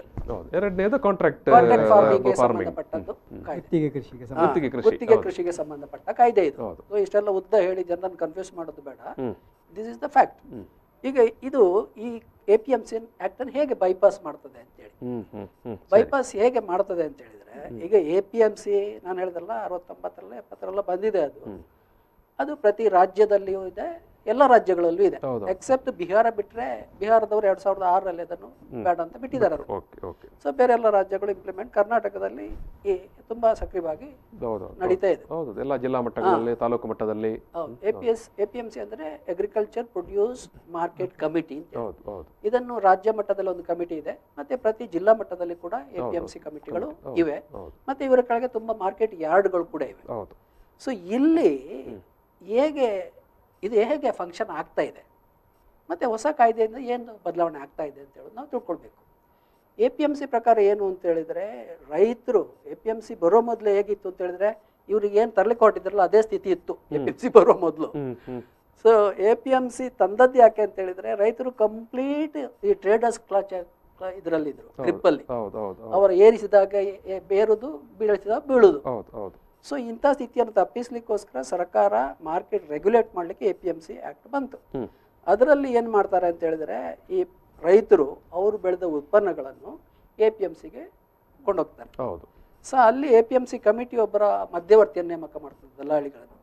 ಸೊ ಅವರು ಈ ಟ್ರೇಡರ್ಸ್ ಇದ್ದಾರಲ್ಲ, ಕೃಷಿ ಉತ್ಪನ್ನಗಳು ಖರೀದಿಸುವವರು, ಸೊ ಅವ್ರನ್ನ APMC ಕರೀತಾರೆ. ಸೊ ಒಂದು ಕಡೆಗೆ ಉತ್ಪನ್ನ ಕೃಷಿಕರು ಅಲ್ಲಿಗೆ ಬರ್ತಾರೆ, ಮತ್ತೆ ಅದನ್ನು ಖರೀದಿಸುವವರು ಇರ್ತಾರೆ, ದಲ್ಲಾಳಿಗಳು ಇರ್ತಾರೆ. ಸೊ ಅಲ್ಲಿ ಏನಾಗ್ತದೆ ಅಂತ ಹೇಳಿದ್ರೆ, ನಿಮ್ಮ ಉತ್ಪನ್ನಕ್ಕೆ ಆಕ್ಷನ್ ಮಾಡ್ತಾರೆ, ಹರಾಜು ಮಾಡ್ತಾರೆ. ಸೊ ಯಾರು ಅತಿ ಹೆಚ್ಚು ಕೂಗ್ತಾರೆ ಅವರಿಗೆ ನಿಮ್ಮ ಉತ್ಪನ್ನವನ್ನು ಮಾರ್ಬೋದು. ಒಂದು ವೇಳೆ ಅವರು ಕೂಗಿದ ಬೆಲೆ ನಿಮಗೆ ಸಮ್ಮತ ಆಗಿದ್ರೆ ನೀವು ರಿಜೆಕ್ಟ್ ಮಾಡಬಹುದು. ನೀವು ಅಲ್ಲಿ ನಿಮ್ಮ ಗೂಡ್ಸ್ ಅನ್ನು, ಅಲ್ಲಿ ಗೋಡೌನ್ ಇದೆ, ಅಲ್ಲಿ ಸ್ವಲ್ಪ ಸಮಯ ಇಟ್ಟು ಒಳ್ಳೆ ಬೆಲೆ ಬಂದಾಗ ಮಾರೋ ವ್ಯವಸ್ಥೆ ಇದೆ. ಇದು ಒಂದು ಆದರ್ಶ ರೂಪದ ಕಾಯ್ದೆ ಪ್ರಕಾರ ಇರುವಂಥದ್ದು APMCಲಿ. ಬಟ್ ಇದೇ ಪ್ರಕಾರ ನಡೀತದೆ ಅಂತಲ್ಲ, ಅಲ್ಲಿ ಕೂಡ ಎಲ್ಲ ವರ್ತಕರು ಒಟ್ಟು ಸೇರಿ ಇಷ್ಟೇ ಬೆಲೆ ಅಂತ ಫಿಕ್ಸ್ ಮಾಡಿಕೊಂಡು, ಮತ್ತು ದಲ್ಲಾಳಿಗಳು ಒಟ್ಟು ಸೇರಿ ಇಷ್ಟೇ ಬೆಲೆ ಅಂತ ಫಿಕ್ಸ್ ಮಾಡಿ, ಅದೇನು ಅಂತ ಹೇಳಿದ್ರೆ ಜಾಸ್ತಿ ಸಪ್ಲೈ ಇರುವಾಗ ಕಡಿಮೆ. ನೀವು ಆ್ಯಕ್ಚುಲಿ ಏನು ಅಂತ ಹೇಳಿದ್ರೆ, ಅದಕ್ಕೆ ಅಲ್ವ ಎಷ್ಟೋ ಸಾರಿ ನಾವು ನೋಡ್ತಾ ಇದ್ದೇವೆ, ಈ ಈರುಳ್ಳಿಯನ್ನು, ಟೊಮೆಟೊ ಎಲ್ಲ ರೈತರು ಬೀದಿಗೆ ಬಿಸಾಕಿ ಪ್ರತಿಭಟನೆ ಮಾಡಿದ್ದು ಯಾಕೆ ಅಂತ ಹೇಳಿದ್ರೆ, ಇವರು ಕಾಸ್ಟ್ ಒಂದು 10 ರೂಪಾಯಿ ಕೆಜಿಗೆ ಆದ್ರೆ ಅಲ್ಲಿ 2 ರೂಪಾಯಿಗೆಲ್ಲ ಅವರು ಫಿಕ್ಸ್ ಮಾಡ್ತಾರೆ, ಖರೀದಿ ಮಾಡೋದು. ಅವರಿಗೆ ಮಾರೋ ಬದಲು ಬೀದಿಗೆ ಬಿಸಾಕೋದು ಅಂತೇಳಿ ಹಾಗೆ ಮಾಡ್ತಾ ಇದ್ರು. ಅಂತ ಸಮಸ್ಯೆ ಅಲ್ಲಿ ಇದೆ. ಆದರೆ ಭಾರಿ ಮುಖ್ಯ ಪ್ರಶ್ನೆ ಏನು ಅಂತ ಹೇಳಿದ್ರೆ, ಅಲ್ಲೊಂದು ಬೆಲೆ ನಿರ್ಧಾರ ಮಾಡುವ ಒಂದು ಮೆಕ್ಯಾನಿಸಮ್ ಇದೆ ಹರಾಜು ಮೂಲಕ. ರೈತರಿಗೆ ಒಂದು ವೇಳೆ ಅವರಿಗೆ ಸಮ್ಮತ ಆಗಾದ ಇದ್ರೆ ಅವರು ರಿಜೆಕ್ಟ್ ಮಾಡ್ಬೋದು. ಮತ್ತೊಂದು ಅದೇ ರೀತಿ ಅತಿ ಕಡಿಮೆ ಬೆಲೆಗೆ ಅದು ಹೋಗ್ತದೆ ಅಂತ ಹೇಳಿದ್ರೆ ಸರ್ಕಾರ ಮಧ್ಯ ಪ್ರವೇಶ ಮಾಡಿ MSP ಅಂತ ಇವರು ಹೇಳ್ತಾ ಇದ್ರು, ಮಿನಿಮಮ್ ಸಪೋರ್ಟ್ ಪ್ರೈಸ್ ಅಲ್ಲಿ ಸರ್ಕಾರ ಪರ್ಚೇಸ್ ಮಾಡ್ತಾರೆ, ಬೆಂಬಲ ಬೆಲೆಯಲ್ಲಿ. ಸೊ ಇದು ಒಂದು ದೊಡ್ಡ ರೈತರಿಗೆ, ಅಂದ್ರೆ ಅವರ ಬೆಲೆ ಏನು ಬೆಳಿತಾರಲ್ವಾ ಅದಕ್ಕೊಂದಿಷ್ಟು ಕನಿಷ್ಠ ಮಟ್ಟದ ಬೆಲೆ ಪಡೆಯುವ ಒಂದು ಮೆಕ್ಯಾನಿಸಮ್ APMCಯಲ್ಲಿ ಇತ್ತು. ಈಗ ಹೊಸ ಕಾಯ್ದೆಯಲ್ಲಿ ಏನಾಗ್ತಾ ಇದೆ, ಹೊಸ ಕಾಯ್ದೆಯಲ್ಲಿ ಇವರು ಏನ್ ಮಾಡ್ತಾರೆ, ನೀವು ಆಗ ಹೇಳಿದ್ರಲ್ಲ ಟ್ರೇಡರು, ಟ್ರೇಡಿಂಗ್ ಏರಿಯಾ, ಈ ಡೆಫಿನಿಷನ್ಸ್ ಎಲ್ಲ ಬದಲಾಗಿದೆ.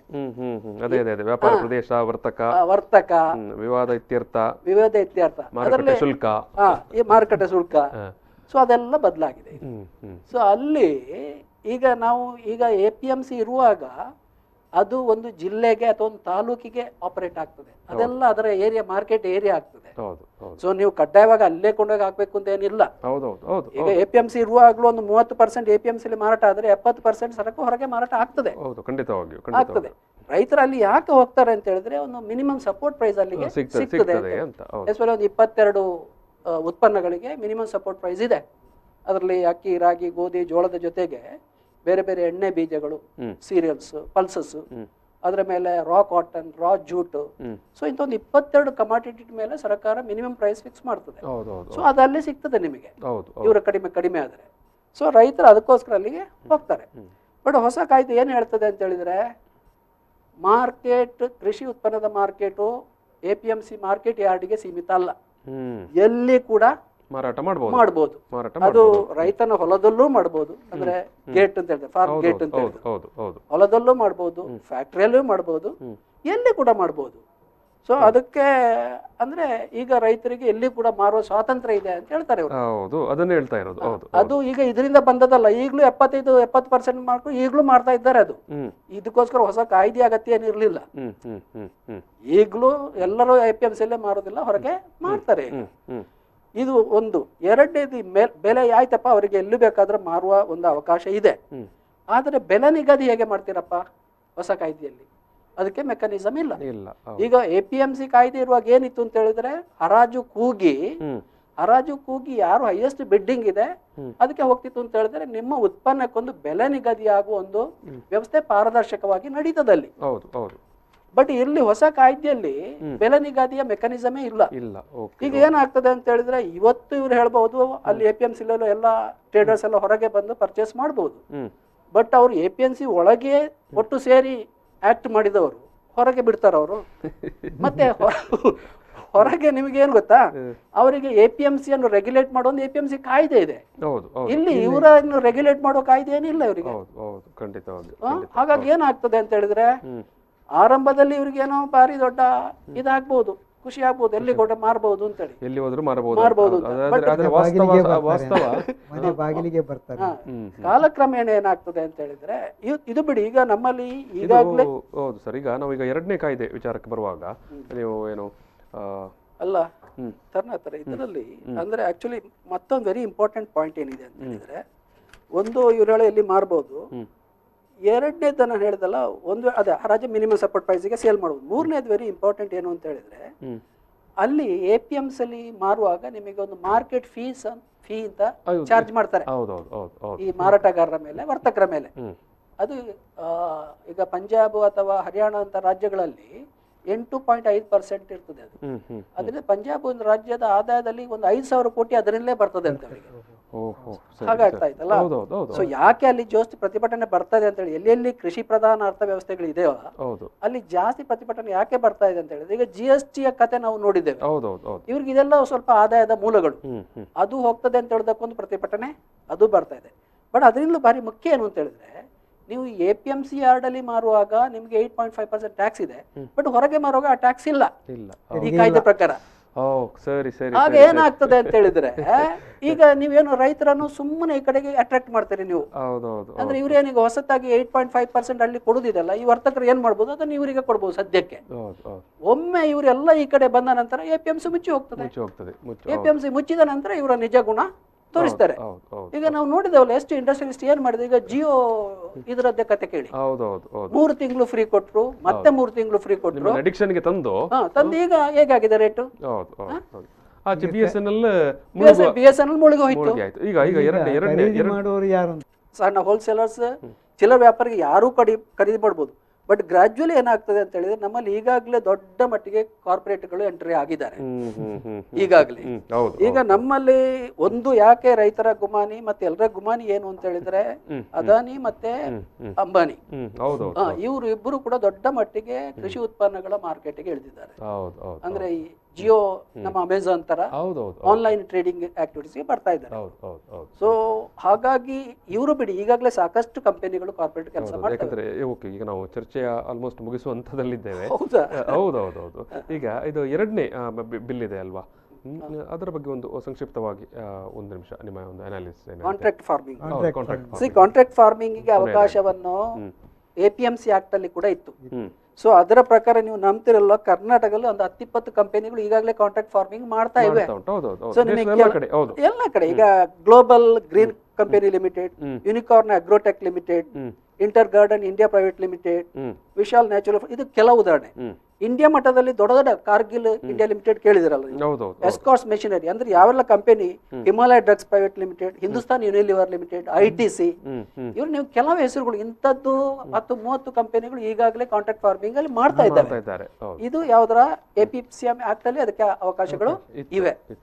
ಈಗ ಇವ್ರು ಏನ್ ಮಾಡ್ತಾ ಇದ್ದಾರೆ ಅಂತ ಹೇಳಿದ್ರೆ, ಕಾಂಟ್ರಾಕ್ಟ್ ಫಾರ್ಮಿಂಗ್ ಅಲ್ಲಿ ಈಗ ರೈತರಿಗೆ ಮತ್ತೆ ಇವರಿಗೆ ಈ ಕಂಪನಿಗಳಿಗೆ ಏನಾದರೂ ತಕರಾರು ಬಂದ್ರೆ ಅದನ್ನು ಸೆಟಲ್ ಮಾಡೋದು ಹೇಗೆ ಅಂತ ಒಂದು ಮೆಕ್ಯಾನಿಸಮ್ ಡೆವಲಪ್ ಮಾಡಿದ್ದಾರೆ, ಅವರು ಕೊಟ್ಟಿದ್ದಾರೆ.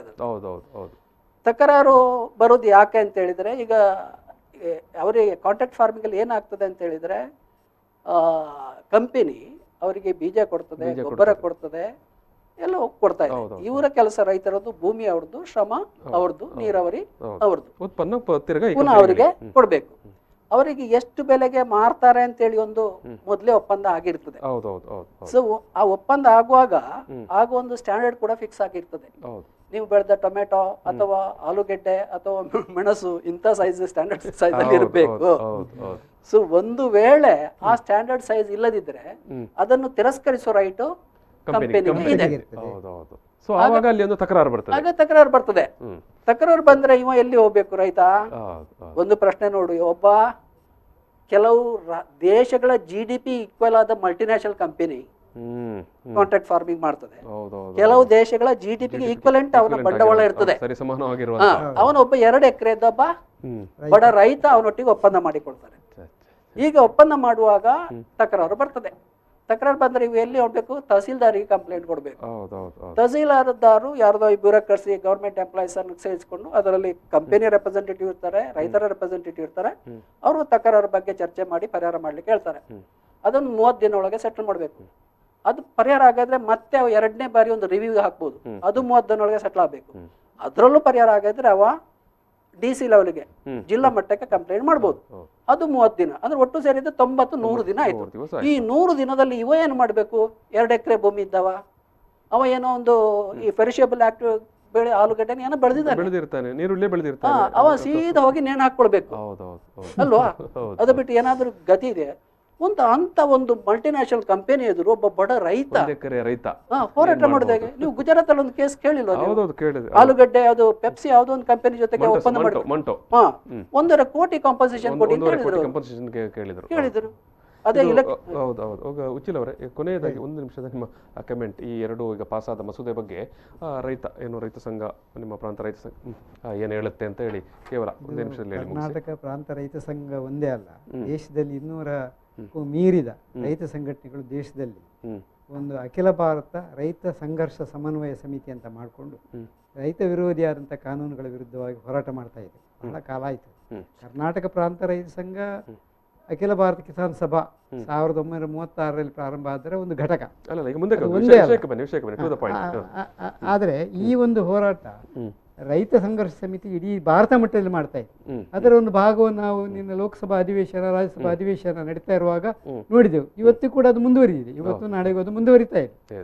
ಆದರೆ ಅವುಗಳನ್ನೆಲ್ಲವನ್ನು ಕೂಡ ಬೈಪಾಸ್ ಮಾಡಿ ಅನ್ನೋ ಹಾಗೆ ಲೋಕಸಭಾ ಮತ್ತು ರಾಜ್ಯಸಭೆಗಳು ನಿರ್ಣಯ ತಗೊಂಡಿದೆ.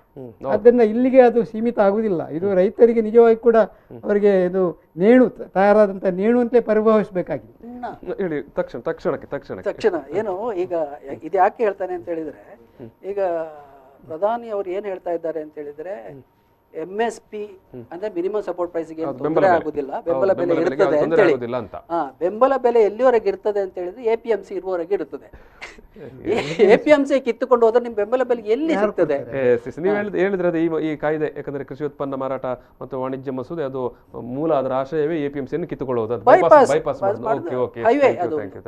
ಇದು ಚಂದ್ರ ಪೂಜಾರಿ ಅವರೇ ಮತ್ತು ವಾಸುದೇವ ಉಚ್ಚಿಲ್ ಅವರೇ ಇಷ್ಟೊಂದು ಈ ಒಂದು ಸಮಯದಲ್ಲಿ ಸ್ಟುಡಿಯೋದಲ್ಲಿ ಭಾಗಿಯಾಗಿ ನಿಮ್ಮ ಅಭಿಪ್ರಾಯಗಳನ್ನು ಹಂಚಿಕೊಂಡದಕ್ಕಾಗಿ ನಾನು ವಿಪೋ ಸ್ಟುಡಿಯೋದ ಪರವಾಗಿ ಮತ್ತು ವೀಕ್ಷಕರ ಪರವಾಗಿ ನಿಮಗೆ ಪ್ರೀತಿಯಿಂದ ಧನ್ಯವಾದ ಸಮರ್ಪಣೆ ಮಾಡ್ತಾ ಇದ್ದೇನೆ. ವೀಕ್ಷಕರು, ಈ ಒಂದು ಚರ್ಚೆಯಲ್ಲಿಗೆ ಮುಗಿತದೆ. ನಮಸ್ಕಾರ. ಪ್ರಚಲಿತ. ಈ ಕಾರ್ಯಕ್ರಮದ ಪ್ರಾಯೋಜಕರು ರೋಹನ್ ಕಾರ್ಪೊರೇಷನ್. ಸಹ ಪ್ರಾಯೋಜಕರು father Muller's charitable trust, SDM college Ujire, VK furniture and electronics.